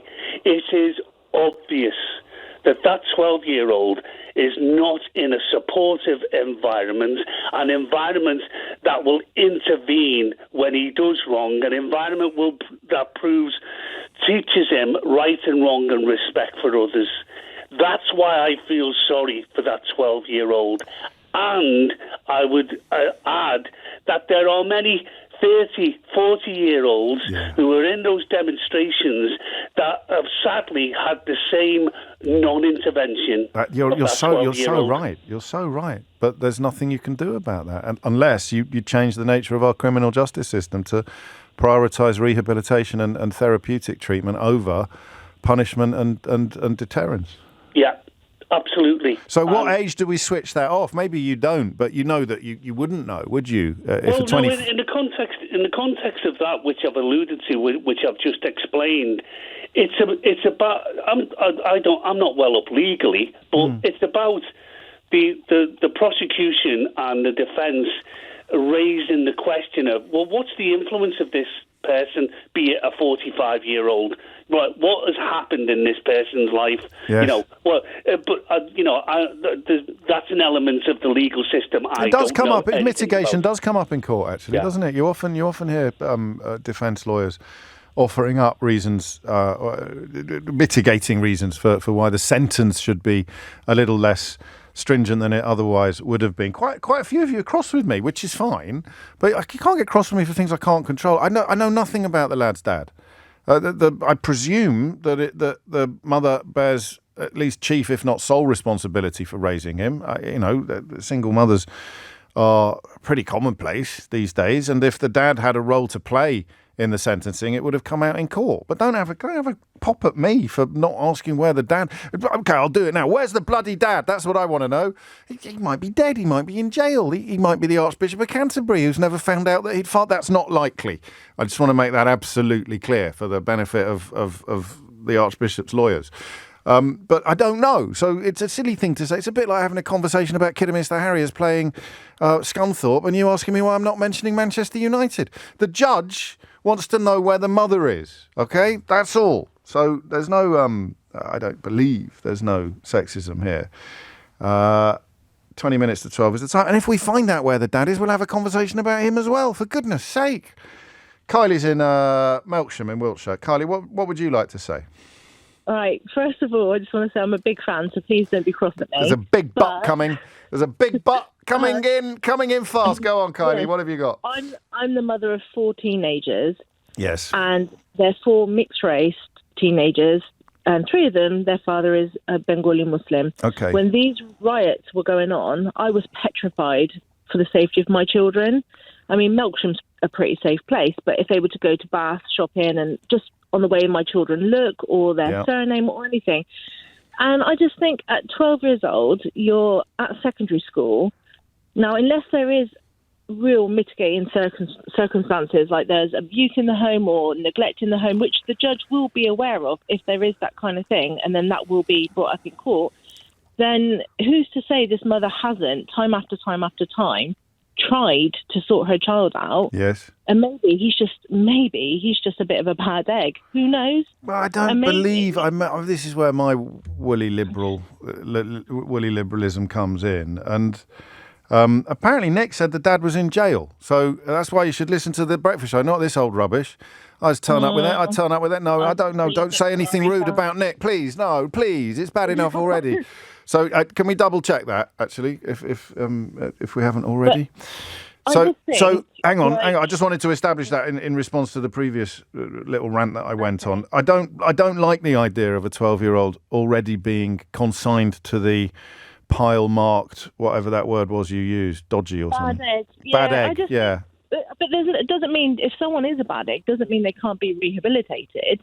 However, I know parents with kids the same age as mine who are really decent people who have had such a tough time that their kids have been breaking into people's houses. Or my children, my three boys, one is going to be 20 this year, and I've got 16-year-old twins, all have autism as well. Right. And they've never been in trouble with the police. I had a really shocking upbringing, and I've never been in trouble with the police. I did address this at the beginning. I did say that just because we recognise that nurture and early environment can sometimes set people off on unpleasant paths or undesirable paths doesn't mean that it doesn't mean everybody is. It doesn't. But you have to recognise. Also, can I tell you something? Have you promised not to get cross with me? No, right. Promise? Yeah, go for it. You're doing something that I think is psychologically impossible to avoid. But it is potentially a little bit risky because God forbid, if any of your lads did get into bother, it still wouldn't be your fault. So you're trying to convince yourself. You're trying to convince yourself that your lads won't get into this sort of scenario. If they did, they'd know it. So. But what I'm saying is that bad things happen to good people, however careful we are and however much. I've always been of the opinion. So back when we had the riots in London, were they 2005 and 2015 or something, and people were breaking into JD Sports and nicking trainers? Yes. If my kid had come home with trainers on that were brand new and expensive, and I knew that we lived in that area, I would have marched him straight up to the police station myself. Because so would my parents. But what if a 12-year-old ended up in court for nicking those trainers and his mum was in Ibiza? If my child was in court for nicking trainers, I don't think I'd go on holiday. No, but I'm talking about the child whose mother did, who you're automatically saying is less lucky than your child. You've already said that. But I do have. Whether his mum, I'm 50-50 on what his mum should have done, because I don't know her and I don't know what's gone on in the past. But the judge does. Yeah. The judge knows all the details, all the facts, and the judge is bloody livid. I just think I don't have any sympathy for him. Now I'm worried I am being a bit sexist, because the only two female callers have demonstrated sympathy for the mother. Oh, no, I don't have sympathy for her either. But you said 50-50. That's practically Brexit. Whether she should have gone on holiday. But the thing is, James. Yes. The thing is, at 12 years old, my daughter, when she's now 15, when she was 12 years old, she picked up an award for being a young carer. She's been able to cook since she was 13. He knows what he was doing was wrong. No one's saying he's not going to get punished. We're just saying there's no point punishing him if his mum's not there, because she's going to be the one who is, A, pertinent to the trouble that he's ended up in, to get a full picture of what his domestic situation is as a possible mitigation, and B, crucial in the commission of the sentence, crucial in what the path ahead looks like. So the difference, for example, between youth custody and a non-custodial sense would depend on what his home life is going to be like. And you can't establish that if his mum's not there. Thank you, Kylie. 11:46 is the time. James O'Brien on LBC. 10 minutes to 12 is the time. And it's the mark, of course, of a wonderful comic writer and comedian, in this case a pal of mine, to find humour almost anywhere. This just dropped into my inbox. To be fair, James, until Holly's call, I for one had been led to believe by your biased coverage that Hamas was indeed a yoga organisation, managing to raise a smile in the strangest of circumstances. Back to another story in which we've managed to raise a smile in the strangest of circumstances. Ali is in Warrington to take us back to the question of how sorry we should feel for a 12-year-old boy who's admitted 2 counts of violent disorder during the Farage riots and turned up in court only for the district judge to express astonishment that his mum had gone on holiday. And the thing about newspaper journalism or storytelling, the story improves as a for want of a better word, because she's gone to Ibiza. If she was on a walking tour of the Appalachian Mountains, it wouldn't land in quite the same way. I don't know why. There's probably a bit of snobbery involved or something.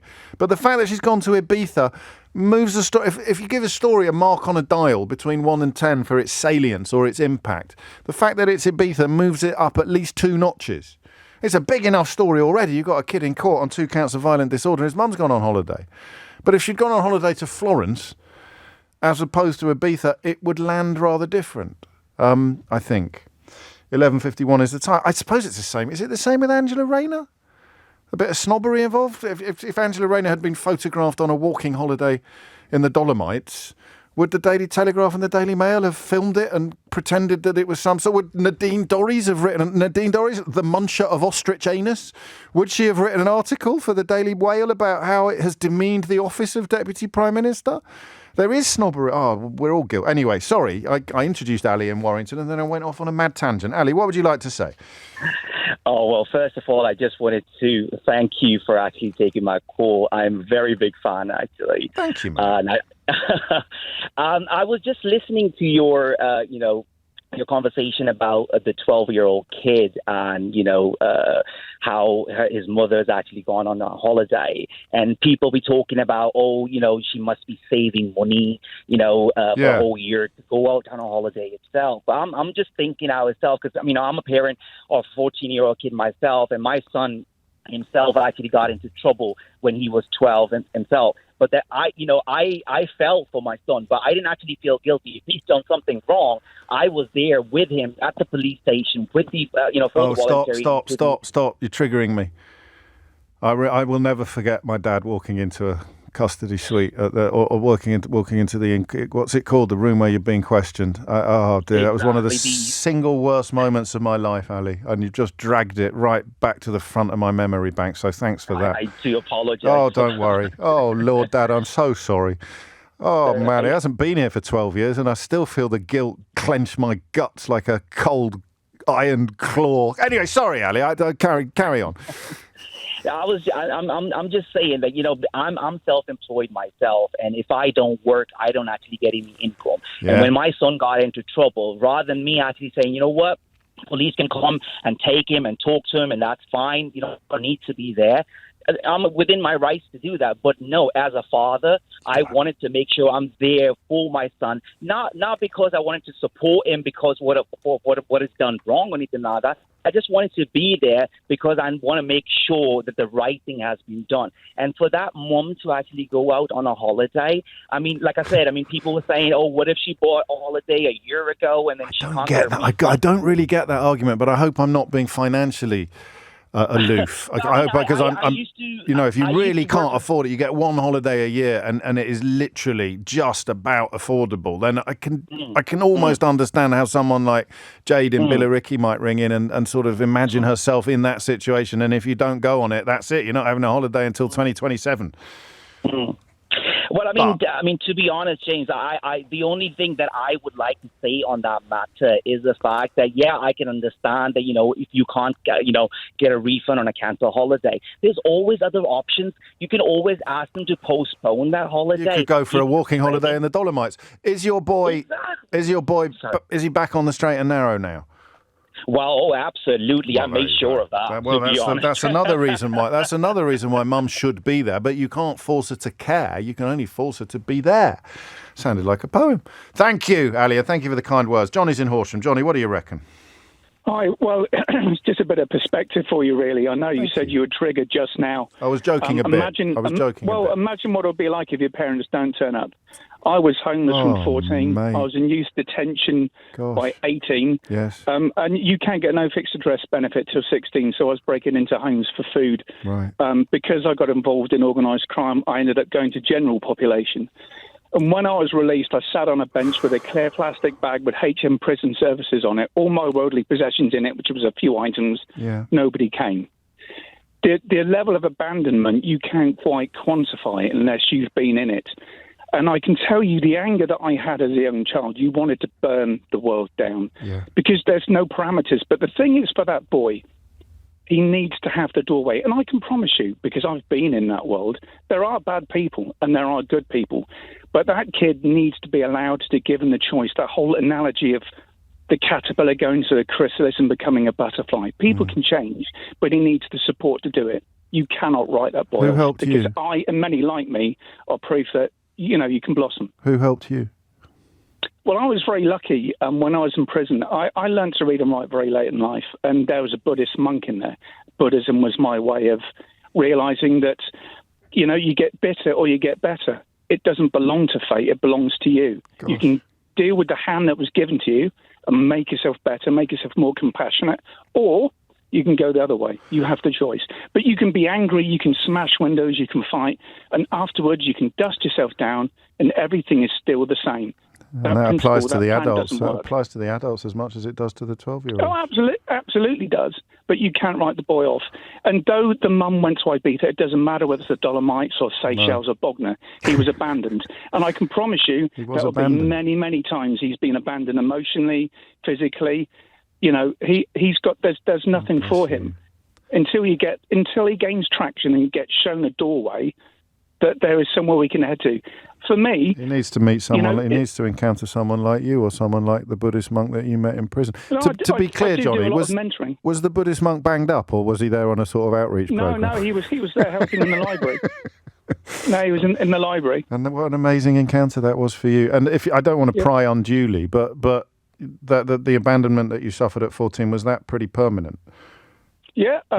You never repaired relations with the parent? No. I won't bore you with it, but I tried to find out where my dad was, went to his funeral, didn't know him. And he was old when he died. He was 77. And it just, but the thing is, you need to think that 77 years sounds a long time, but 77 Christmases doesn't. And at 50, what have you got, 20 summers left? Clock's ticking, and for that kid, he's got plenty of summers and plenty of Christmases. With the right guidance, with the right help, he can be anything he wants to be. What was it? Get bitter or get better? Stay bitter. You get bitter or you get better. You're a star. It's down to you. It doesn't belong to fate. It's down to you. Did you feel it happening in your own soul, in your own heart? Could you feel the healing when? Still do. So the thing is, you understand. I mean, I do a lot of things like shadow work, and for me, there's a kid I used to go and see at school. His family was lovely, and I couldn't understand the rage and jealousy I had for such a happy family. That's inside you, and my ability as an adult to cut people off and walk away and be self-sufficient, to me, I believe, was my superpower. But you realise later in life it's a trauma response because you've never had anybody to rely on. You have to let people in. But it is like, there's a famous saying, isn't there? It's not the water outside the boat that makes it sink, it's the water that gets inside.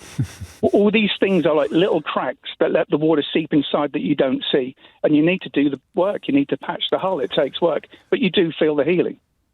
Can we have a hug? You can have a hug anytime, man. Johnny, that was beautiful. Seriously. That was really, really beautiful. I'm really, really grateful to you for bringing that to all of us today. No problems, man. Anybody can heal. You stay safe, yeah? Cheers, buddy. Thanks, man. Thank you, Johnny. Oh, boy.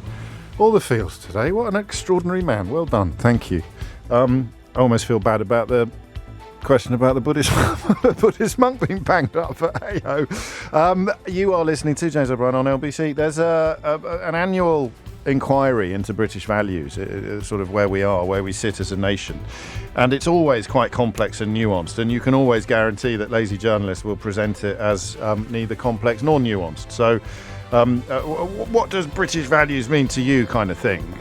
In fact, the reason why Britain's history, or pride in Britain's history, has fallen quite sharply over the past decade is a fascinating question, and it has to do with the tension between reality and fantasy.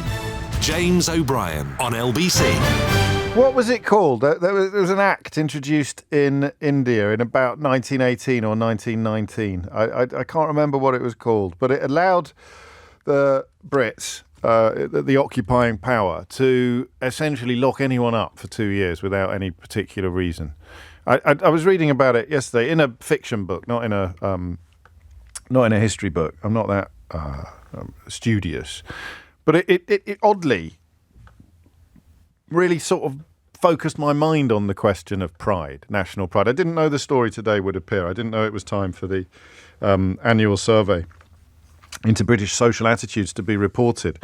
But I remember being a kid and seeing, do you remember when you'd see the map and it was pink? Everywhere was pink because it was British. You'd see an old map from, the first half of the last century, but certainly from the Victorian era. And because you were British, you'd feel a kind of pride. You'd think, wow, that's amazing. Look how tiny the UK is. And we rule the waves. And we even wrote songs about it, of course. Famously, Britannia rules the waves. And as a kid, that was like, wow. Some people never grow out of that. Look, Jacob Rees-Mogg still probably looks at maps of the world where everything's pink and sort of rubs his thighs. I found myself thinking of that yesterday when I was reading. Someone will know what they're called. Has anyone got the name of it yet? It wasn't internment. It was the name of an act, a specific. I mean, it might have involved internment, Rob and John, but then there was an actual act. It had an actual name. It was brought in around about the time, not long after the partition of Bengal. I love the idea someone's just turned this on, hoping for a phone in about how awful immigration is or potholes on the motorway. I said, what was that, James? The formation of Bengal, the partition of Bengal. Anyway. The penal laws in Ireland weren't dissimilar, actually. The Rowlatt Act, John in Kent, top of the class, John in Kent, the Rowlatt Act, ROWLATT, that was the one. And we were still being taught when I was at school to be proud of our kind of interventions in India or our occupation of India. Long after Gandhi, we'd still have that kind of rhetoric or narrative presented to us.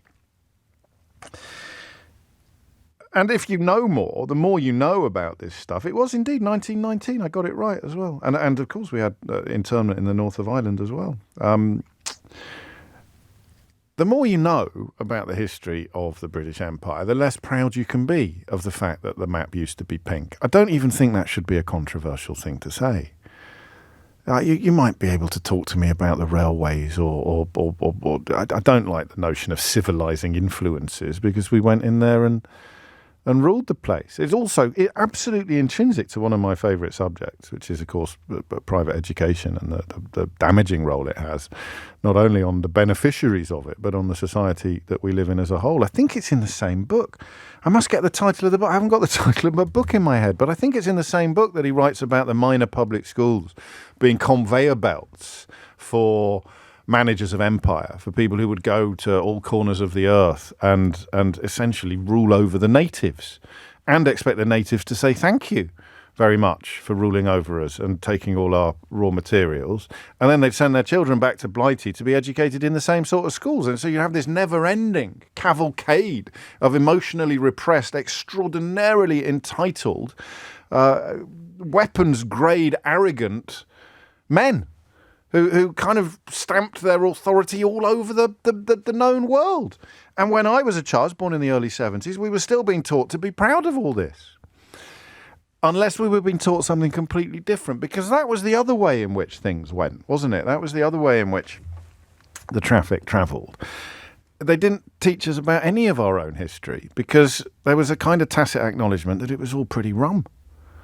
So do you remember doing wattle and daub huts? Did you ever do a wattle and daub hut? I remember studying about how sort of prehistoric people built shelters. And we do the Tudors. Why do we do the Tudors? Why do we get so excited about the Tudors? Henry VIII was a sort of syphilitic psychopath. And we treat him as a sort of national hero, like a cross between Father Christmas and Margaret Thatcher. It's extraordinary. I know it's important to know about the dissolution of the monasteries. I was looking at a map the other day of all the monasteries that were dissolved. That's the right word, isn't it? Not dissoluted. All the monasteries that were dissolved. How many monasteries do you think were dissolved during the dissolution of the monasteries? Can you look it up, please? Because I don't want to get the answer wrong. But how many monasteries were dissolved during the dissolution of the monasteries? Because you probably think, I don't know, about 100? Bloody... I've got to stop swearing. Someone's just asked me to. Sorry. Loads. I'll get you a number. But I looked at the map. Almost everywhere. You could barely put a pin down on the map of England and Wales. You could barely put a pin on the map without hitting a monastery that got shut down so that Henry VIII could nick all the money. That was it, really. Could take all the kind of riches. So we even colonised our own country. I wonder if that's a historical first. I've never thought of it like that before. During the dissolution of the monasteries, we essentially colonised our own country. The ruling class went into territory previously governed by the religious class and helped itself. Sent all the moolah back to Hampton Court or wherever he was hanging out at the time. And then you remind me about the George Takei. Thank you for that, Jamie. George told me all about this when he was on Full Disclosure with me, when FDR essentially put all Japanese Americans under internment for fear that they would be enemies of the state. It's an incredible story that George tells about his own family. And indeed, he was in London to appear in a play about it. And so the more you know about British history, the less pride you will take in it. But that's not the same as having pride in your country, is it? What does pride in Britain mean? It's a bit silly in some ways, because what it would need to contain to be intellectually valid is something distinct from the reasons why other people in other countries are proud of where they come from. So you could talk about literature, and then a Frenchman will say, Marcel Proust. Or, you could talk about music. You could talk about Elgar, and an Austrian will talk about Strauss or Mozart. You could talk about sport, and, a German will talk about Beckenbauer. So I don't know what you could actually separate as a peculiarly British source of national pride from the sort of universal sources of national pride. And yet I feel it. I feel a form of national pride. I guess that's how you get people to risk their lives in a war between two cousins. The Tsar and the King of England fall out, or their countries fall out, and they send their subjects off to try to kill each other and to die in service of their throne. Absolutely ridiculous when you think about it. But unless you felt some welling of pride at your geographical accident and felt that it in some way made you different at least and better at most from somebody with a different national accident, geographical accident, you're never going to be able to get a war off the ground. Otherwise, everyone will just turn around and say, I'm not going to... Well, I've got more in common with him than I have with you, Your Highness. I'm not going off to kill people. I just thought of the Suzanne Vega song then, The Queen and the Soldier. I haven't listened to that for years. It's a beautiful song, highly recommended. So what does it mean? What does it mean? If I said to you, pride in Britain's history, what would you say to me? What are you proud of? So I'm proud of Shakespeare, but, other countries have other playwrights. Greeks, I suppose, go back furthest in the sort of known... You don't pick me up. Don't get all pedantic on my little... I'm doing what Donald Trump does. I'm weaving together 9 different things, and English professors tell me it's the most amazing thing they've ever heard. That's a quote of Donald Trump, by the way. Not truly claiming. I don't know any English professors. So what is pride in British history? Colonies, subjecting natives, robbing countries blind, enforcing wealth inequality at home that is as bad as anywhere else on the planet almost, or certainly historically has been, sending kids up chimneys, mill owners and masters sweep. What is it that we're supposed to be proud? But we beat the Nazis. You're never going to get past that. That's just 100% stone cold brilliant. We beat the Nazis. But I don't know how much time you spend looking at some of the voices that are bubbling up on social media and elsewhere in this country. You could probably find a few who would have been on the other side during the Second World War. In fact, I think there are British politicians who've gone to speak to the AfD, aren't there, in Germany, which is essentially a neo-Nazi movement. So what is it? What is it? The pride in British history. If we were to separate off beating the Nazis, because even the First World War was a much more nuanced business. I genuinely think the Second World War, in terms, can be perceived as a battle between good and evil. And I know of all Churchill's flaws, and I know about some of the terrible things he believed and did and said. But the Second World War, because Hitler was so extraordinarily evil, and the Holocaust was an act of such unparalleled horror, I think you can cast the Second World War as a battle between good and evil. And, of course, if you don't study it too deeply, you can cast the United Kingdom, or you can cast Great Britain, as the crucial constituent in the defeat of the Nazis. Just ignore Russia and America. So what does it even mean? So I would once have seen this headline and not thought about it much and said, oh, that's a shame. Pride in British history is fading. I think about things a little more deeply now than I used to do, and I can tell you that pride in British history is a little bit silly, because an awful lot of British history, like the history of any empire, involves colonisation and exploitation.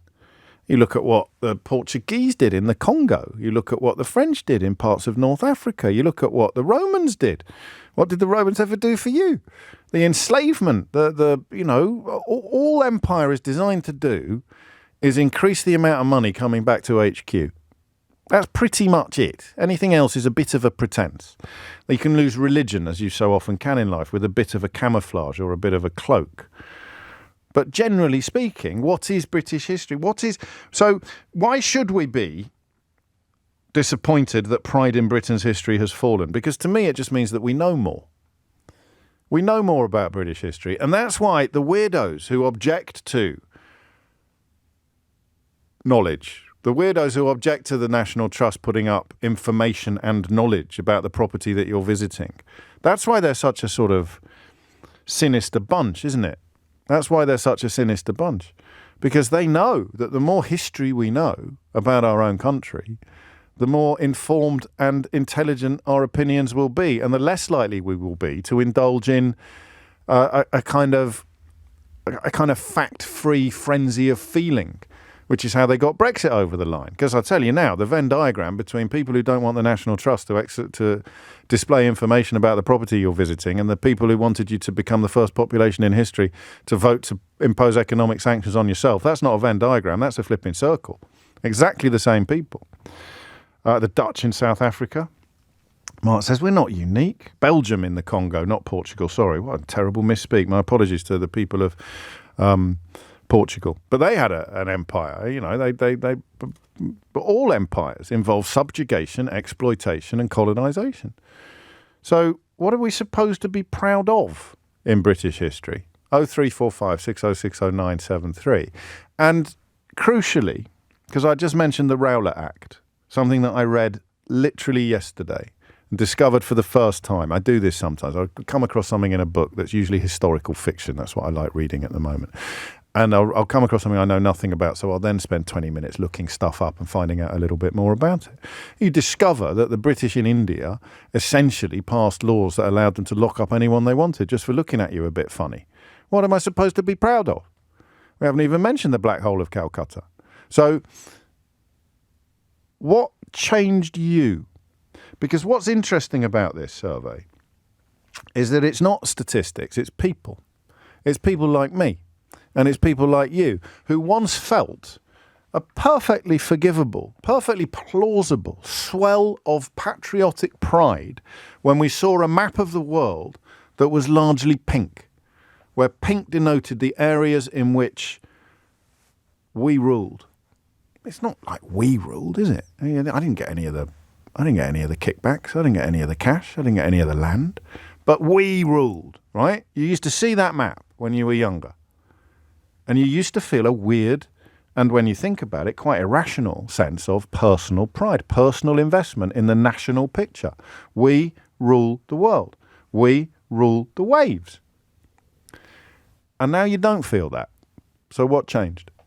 That's the real question. I'm sorry it's taken me the best part of 20 minutes to ask it. But I had quite a lot of places to visit on the way to this. So what's changed for you personally? So I don't think it's very interesting to ask what British values are or what, but what's changed for you personally when it comes to the question of pride in British history? Why has your pride in British history diminished? It doesn't mean that your love of your country or your pride in who we are and what we represent today has changed, but your pride in British history from the days of Commando comics, why has it diminished? Why has it gone down? 0345 6060 973 is the number that you need. Why has it gone down? And I look forward to hearing your answers to this, because I don't know that they'll be obvious. It's 12:19. James O'Brien on LBC. 21 minutes after 12 is the time. You're listening to James O'Brien on LBC. I wanted to find a couple of texts that summed up the tension here quite nicely. Here it is. So I think this is a bit bonkers, but let's not fall out about it, Elias. James, you are a product of British history. Not being proud of British history is the same as not being proud of yourself. Your values and education were birthed from it. Or what if my values are entirely at odds with, for example, imperialism or royalty, aristocracy or wealth inequality? I just don't think that works. And this, a little bit closer to where I think I sit, surely pride in your country is a flawed idea. Where you were born is an accident of birth. Pride surely requires you to have actually achieved something yourself. Being British is something I quite enjoy, but it's not something I personally achieved. I think that's brilliant. I think that's lovely. I like being British. But can I really claim to be proud of it? I'm proud of achievements. I don't know. Let's find out. Grace is in Crouch End to kick things off. Grace, what would you like to say? Yeah, well, I actually tend to agree with what you've just read. I mean, I think that I feel very proud of the people in this country, the women and men who fought for my rights. I feel very proud of the suffragettes and that history. But that's not, it can't be national pride, because we would then have to also be proud of the people that were sticking feeding tubes down their necks, because they were British as well. Yes, but they didn't win. No. They didn't win. And it was the triumph of the spirit of the people, the people that fought on, and they won. Although, of course, I'm not naive. It was also war also brings a lot of changes. We know that the First World War changed a lot of things.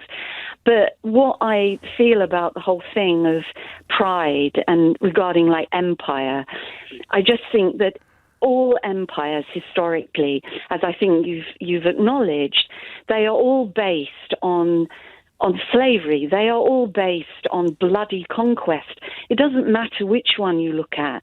When you go to the pyramids, they're just breathtaking, but it was all based on slavery. It's a fact. And I think that thing about, if you're going to have an empire, that's part of it, that you have to acknowledge what it's built on. Yeah, okay, so you could go to Rome, if you were Roman, Italian, you could be proud of the Colosseum as a sort of architectural feat. But, even the most cursory scratch of the surface of the circumstances in which that architectural feat could be achieved is going to get all manner of negativity and things to be perhaps even deeply ashamed of. If you're going to feel pride in... So I think you shouldn't feel shame about your past, and you shouldn't feel pride either. I don't think you should feel shame about it, and also it's because the people who have been able to perpetrate all this are not the people. You didn't have the power. It wasn't you weren't. I think it's absurd to feel that you should feel guilt about it. I do too, and I've never actually met anyone who does. All I've ever met is people saying, I refuse to feel guilty about British history, and I sometimes say to them, well, who's told you that you should? And, certainly the notion of acknowledging the horror of slavery and the complicity of institutions that remain prominent and wealthy, the complicity of families and individuals. If my family home was built with the proceeds of slavery, I'd feel a personal investment in acknowledgement and atonement, but not personal guilt. I can only be guilty about things I have done. I can only be proud of things that I have done. Yeah, no, I absolutely agree, and I think that the people that, to me, are really outstanding. There are people in this country who've done incredible things, but for me, it's like, not to do with political parties, but I think, the fact that Nye Bevan, who founded the National Health Service, was a miner's son from Wales. I mean, those kind of achievements. Hugely proud, is that the right word? But admiring. Yeah, I feel great admiration. Huge admiration. I wish I was more like him. I wish there were more people like him. But there'll be a Paraguayan Nye Bevan. There'll be a Croatian equivalent of Nye Bevan. Not directly, not immediately, but there will be somebody whose impact upon the politics of a country on the other side of the world has been as profound and as uplifting and as positive. So it's just a weird one. I love that guilt angle as well that Grace reminds us of. What's the corollary of, what's the opposite of pride would be guilt. You're not supposed to feel guilty about Britain's past, and I don't think anyone should. So how can you be proud of Britain's past? You can. I don't know what the correct words would be. Idiot's Corner, do you think? Should we do Idiot's Corner? We haven't done Idiot's Corner for a while, so someone's texted in the words, more Britain bashing, which is, that makes you a bit ashamed to be British. The fact that you share breathing space with people who listen to a conversation about the importance of understanding history and knowing things and respond by saying, more Britain bashing. So what are you proud of then? Go on. 0345 6060 973. You personally are proud of something from British history that you had absolutely nothing to do with. So, all right, let's get really pompous. What was I feeling then as a kid when I'd see the pink map? It was strangely gammon-like hue, actually. I'd see the gammon map, the map where England and Britain ruled the world, and I'd feel a curious swell of personal pride. What on earth was I feeling? Andrew's in Bristol. Andrew, what would you like to say? Oh, hi, James. Hello. Like many people at school, it was all about the pink bits on the map and how fantastic it was, empire, etc., etc. Oh, and let me remind you, you asked about the book. I think it's Empireland by Satnam Sanghera. I love Empireland, and indeed Empire World by Satnam Sanghera. But no, I'm reading fiction at the moment, but I don't think, I could not recommend Empireland heartily enough if you really want to know how Britain is shaped by, modern Britain is shaped by its imperial past. You're absolutely right. So what started chipping away at your sense of pride? Well, it wasn't until I sort of started working, and I've been quite blessed in having a career that's allowed me to travel the world, living in different parts of I suppose what you might call the former empire. Yes. So it started off going into places in Africa, and that started to start my curiosity. But it really came home when I lived in Malaysia. Oh, yeah. And started talking a lot with local people and all the rest of it. And it really came home to me that, although, we might have put infrastructure in, we might have put in some legal and admin structures, but essentially it was a rape of resources. And that's basically what it was. And it really, really came home to me once I started, I suppose, learning more about it from the people who live there. Yes. And you could point at, I can't off the top of my head think, you could put some impressive plantations or things that you could see objectively without any context. You could say, well, that's quite impressive. But the more context you provide, the less impressive it becomes. Absolutely. And so what are we going to replace it with? Because I don't think people should feel guilt about things that were done by their countrymen before they were born, or even while they were born, unless you voted for it. And I don't think you can, for the reasons that we've established. Help. It's learning. It's really education and learning from what has happened and making sure we don't repeat it. But if you want to say to someone who feels a bit aggrieved by being told that you're not, it's a bit silly feeling pride in Britain's history, what do we replace it with? I love the text that said, being British is something I quite enjoy. It's like, so you can enjoy being British, but don't stop talking about pride and guilt all the time. It's just weird. Yeah, I think modern day Britain, I think it is a sense of fair play. I think a lot of the arts are worth celebrating, and free speech. The fact that we're talking about everything we want to talk about, without fear of. We are now, but go back to India in 1919, and you could have been banged up without trial for just sort of looking at someone a bit funny or espousing an opinion that the British ruling class didn't find palatable. I like that. You're absolutely right. I can't recommend Satnam's book highly enough. Andrew's obviously enjoyed it as well. But the book I'm actually reading at the moment for fellow fans of historical fiction is called A Rising Man by Abir Mukherjee. That's Abir, A-B-I-R, Mukherjee. And it's one of those ones that gets you slowly. And then about 100 pages in, you just know that you're not only going to inhale what's left, but you're also going to high-five yourself all the way to Waterstones and back, because it's the beginning of a series with at least 4 or 5 other books in it.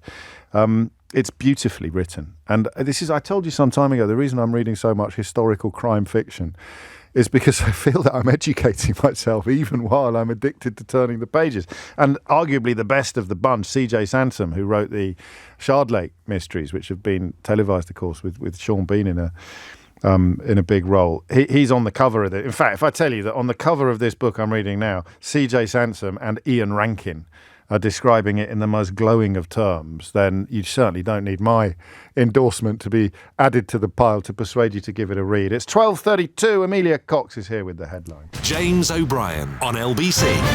It's 12:35. You're listening to James O'Brien on LBC. How can you be proud of British history any more than you should feel guilty about things that were done by British people in the past? 0345 6060 973.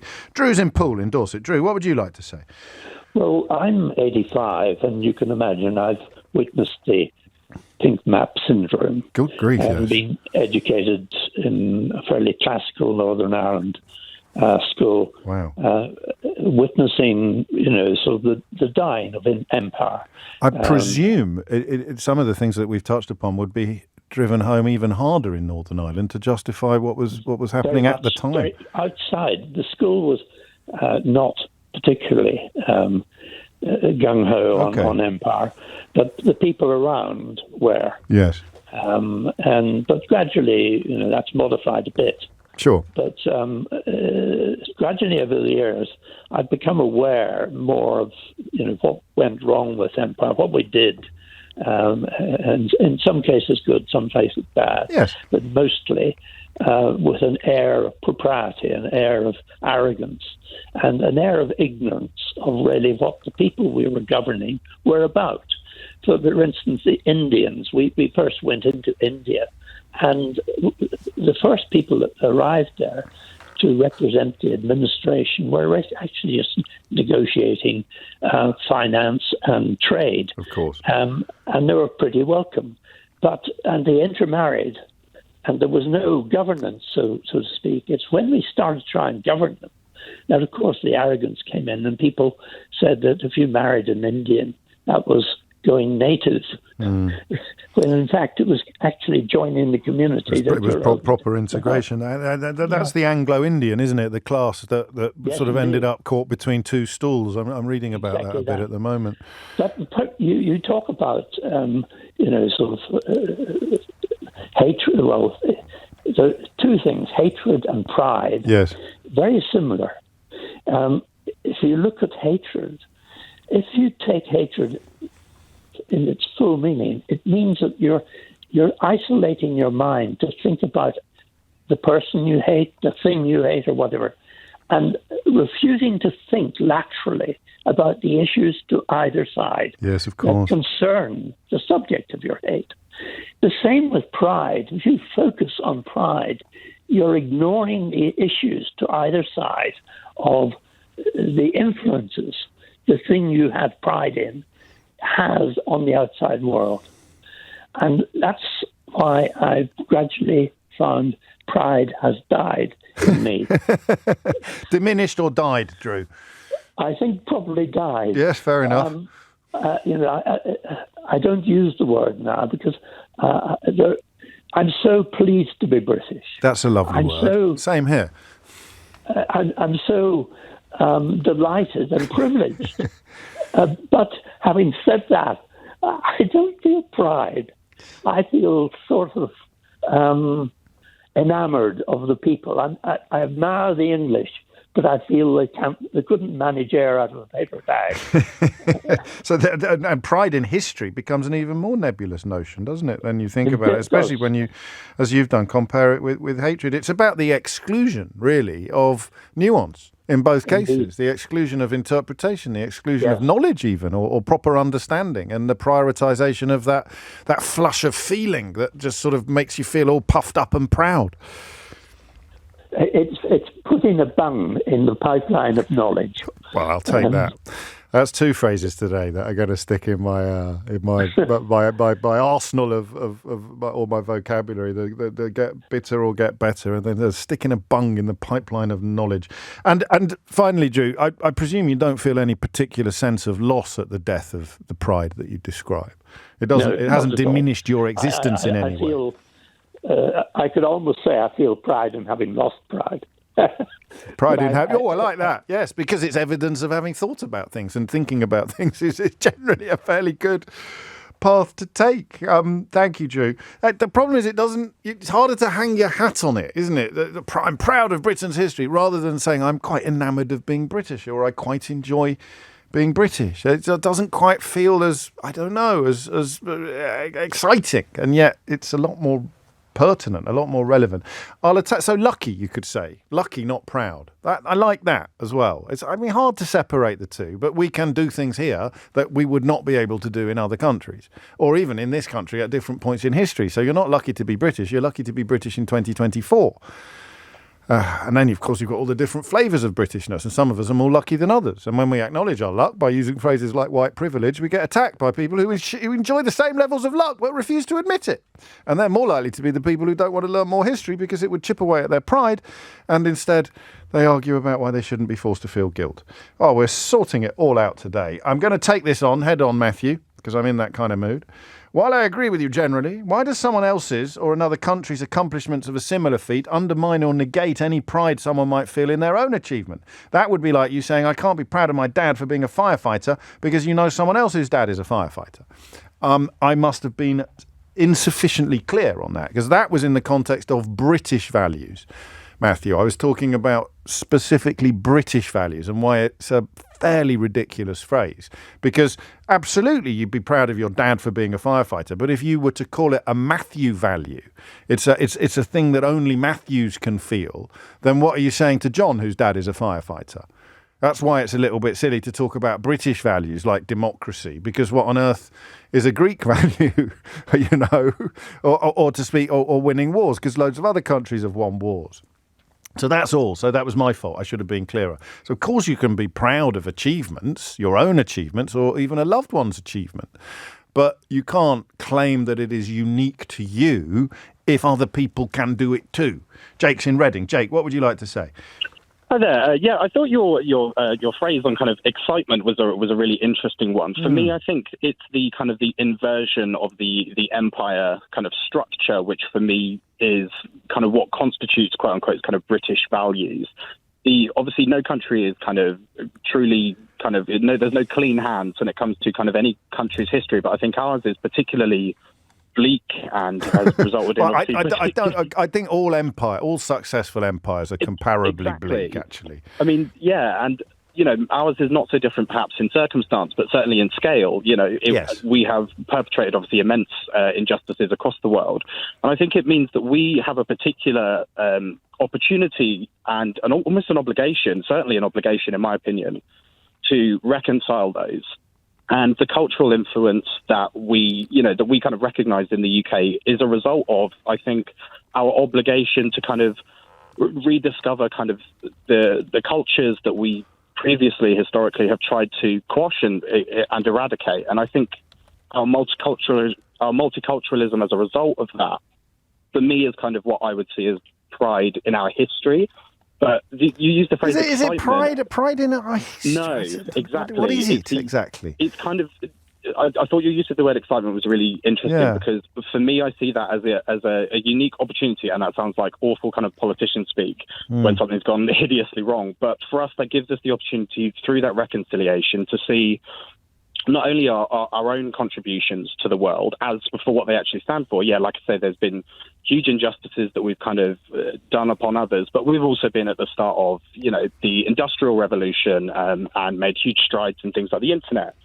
But we also get to hear about the cultural influences that we previously ignored. We have people from, we have huge Asian and African kind of contingencies here in the country that we kind of said, we offered them a home, whether they wanted it or not, and we said we're going to take over yours, as it were. Yes. But now, as a kind of a reparation for that, we say, or theoretically, we should kind of welcome them in and say, tell us about your culture, about your music, about your food, about your influences. So we can derive some pleasure, some joy from the fact that we're at the vanguard of, if you like, imperial revisionism, and actually writers like 100%. People like Satnam Sanghera are at the vanguard of that process. What benefit would it? So apart from a sort of sense of something that I value being taken away from me, why do people object to the revisionism? Why do people have such a problem with the idea of more knowledge and more facts being shared? I think it's kind of one of the reasons that kind of recent politics, especially since 2016, of this kind of divisionary kind of politics where people feel that they aren't allowed to be proud of what the UK has done, is because they think that we are overlooking the good things that we have done as a country, and more importantly as an empire. I mean, in my opinion, they're very discreet compared to the scale of kind of injustices done by the rest of the empirical sort of system.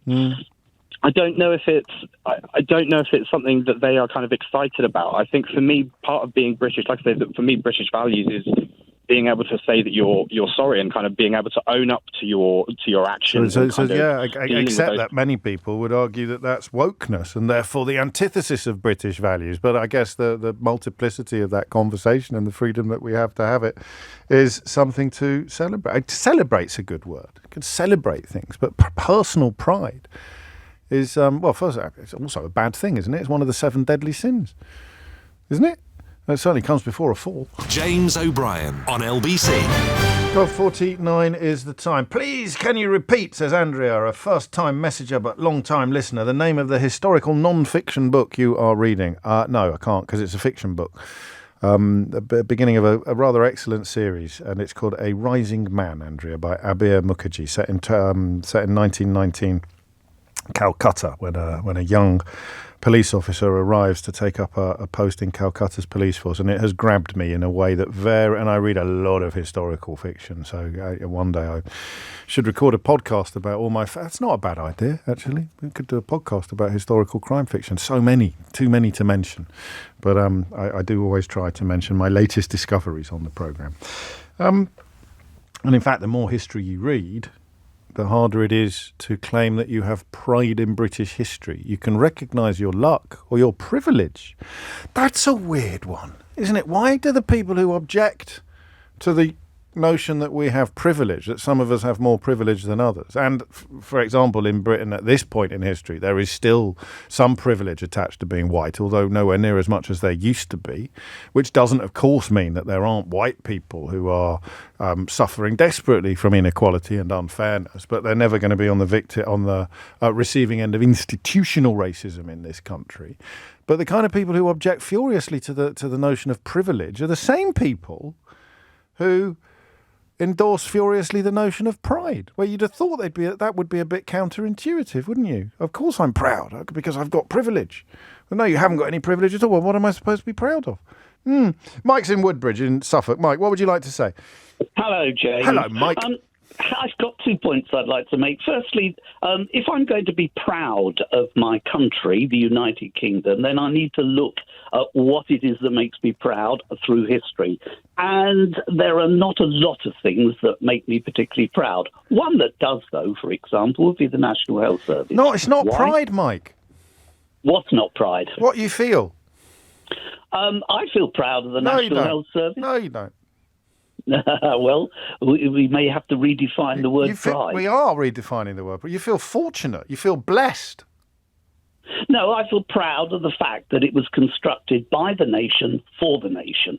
And that's what makes me proud about it. Okay, that's good. That's a very good comeback. Proud of the fact that it was constructed. But there's lots of things that were constructed by the nation for the nation. Give me another one. Roads. Yes, what have the Romans done for us? Well spotted. Yes, I mean, there are certain things, and possibly the railways. But is it actually pride rather than privilege or luck? I love the National Health Service. I think it is a wonderful thing. Absolutely, and that's what I'm proud of it, because it started from looking at how to care for the people, and it was expanded to all parts, all countries, all nations of the United Kingdom. Yes, and it was there to serve all those people from the cradle to the grave and all the rest. The brainchild of a Welshman as well. Well, I am a Welshman. There you go. So I am a little biased. And oddly, just to continue with my curious fever dreams and obsessions, the sort of Tufton Street type lobbyists who are also very much involved in trying to stop the National Trust from publishing history of National Trust properties because they worry about the impact that knowledge will have upon the plebs. They're the ones that have got a problem with the NHS, oddly enough, quite often, with the idea of universal health care and the like. So it's a funny old world. It is. The other thing is that we've got a very poor definition of ourselves as a country, because we're made up of 4 nations. Yes. And really, they've only been defined in the last 100 years. Yes. When Ireland separated away. We've only in the last, I think, 10 or 15 years decided which of our nations one of our counties belonged in, Monmouthshire. It used to oscillate backwards and forwards between England and Wales. And there'll be plenty of, not so much Welsh people, but there'll be plenty of Scottish people listening to this, or plenty of people in Scotland. No, plenty of Scottish people and people in Scotland listening to this who think that some of the stuff that we're describing in terms of empire and colony still applies today in the context of Westminster's relationship with Scotland. Which adds to the difficulty of pinning down precisely what it means, British pride. And there is the law of unintended consequences. Always. Because in the next Olympics in America, the cricket is going to be involved for the first time. We don't play cricket as a country. We play it as 4 nations. So we're not going to be able to enter. Is that true? Well, you tell me how we're going to enter as the United Kingdom. We don't play cricket as the United Kingdom. Yeah, but we will. We'll have to. That will be an interesting one. You could put that to the 4 cricket boards. Well, yeah, but you know and I know that if you are British and you want to play cricket at the international level and you're good enough, you'll play for England, won't you? I would go and talk to 1 or 2 Welshmen, and certainly there was a Scottishman captained England once, Mike Donnell. Well, so you can. That's my point. You're proving my point for me. Only because he played in England. Oh, really? Not club cricket. We shall see. I'm at the Oval on Saturday, Mike, now you come to mention it. Well, I was at the Lords earlier. So, all right, you win. You know. Thank you, Mike. See, proud of that.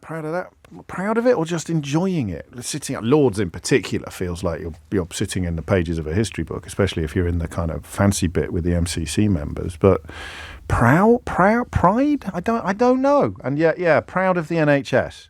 Not proud of being British, but proud of the NHS. Proud of being from the country that created the NHS equals proud of being British. So that's the best so far. Corinne is in Twickenham. Corinne, what would you like to say? Oh, hi, James. Hello. Thank you very much. You're very welcome. So here I am living in the UK, and I'm an American.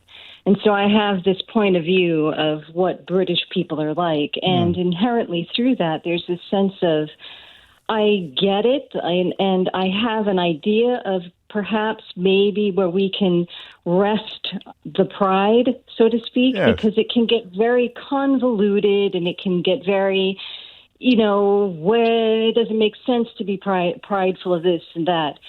Looking back on British history, there is this grand sense of achievement with what has occurred.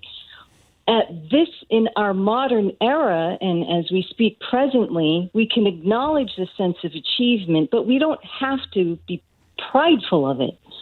Yes, what we can have a sense of pride of is, and this is just from my observation, and living among citizens here and being a resident, et cetera, how amazing it is to me and how delightful it is to me to watch people get on with one another. And it's not really a very good era for that kind of enthusiasm. It's not been a good couple of years, has it? But it hasn't. And, and coming from the United States, I mean, that's a whole other conversation. No, I know. But when... So what you're doing, you're celebrating shared... You and I and most of the callers this hour, we're talking about shared humanity. And actually, in some ways, national pride is an obstacle to shared humanity, recognising what we have in common, and every country should have an NHS. Do you see, rather than singling ourselves out for particular praise or particular pride, it's about the things that are universal values.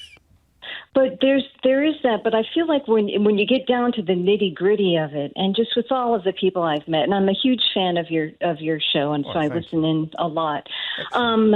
Just it's a manner of just being intensely considerate of one another as people, and people living within the close proximity, especially where I live in London, and people get along, and they're patient, and they're caring. Yes, we're out of time.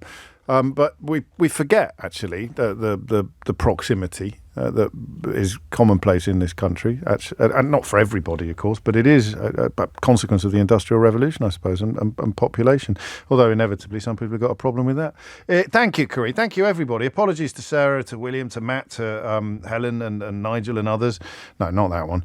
No time, but we'll return to subject matter similar, no doubt, at some point in the future. If you missed any of today's show, you can listen back on Catch Up on Global Player, where you'll also find all of LBC's shows to catch up on, as well as all of Global's live radio stations. So do download Global Player for free from your app store or head to globalplayer.com.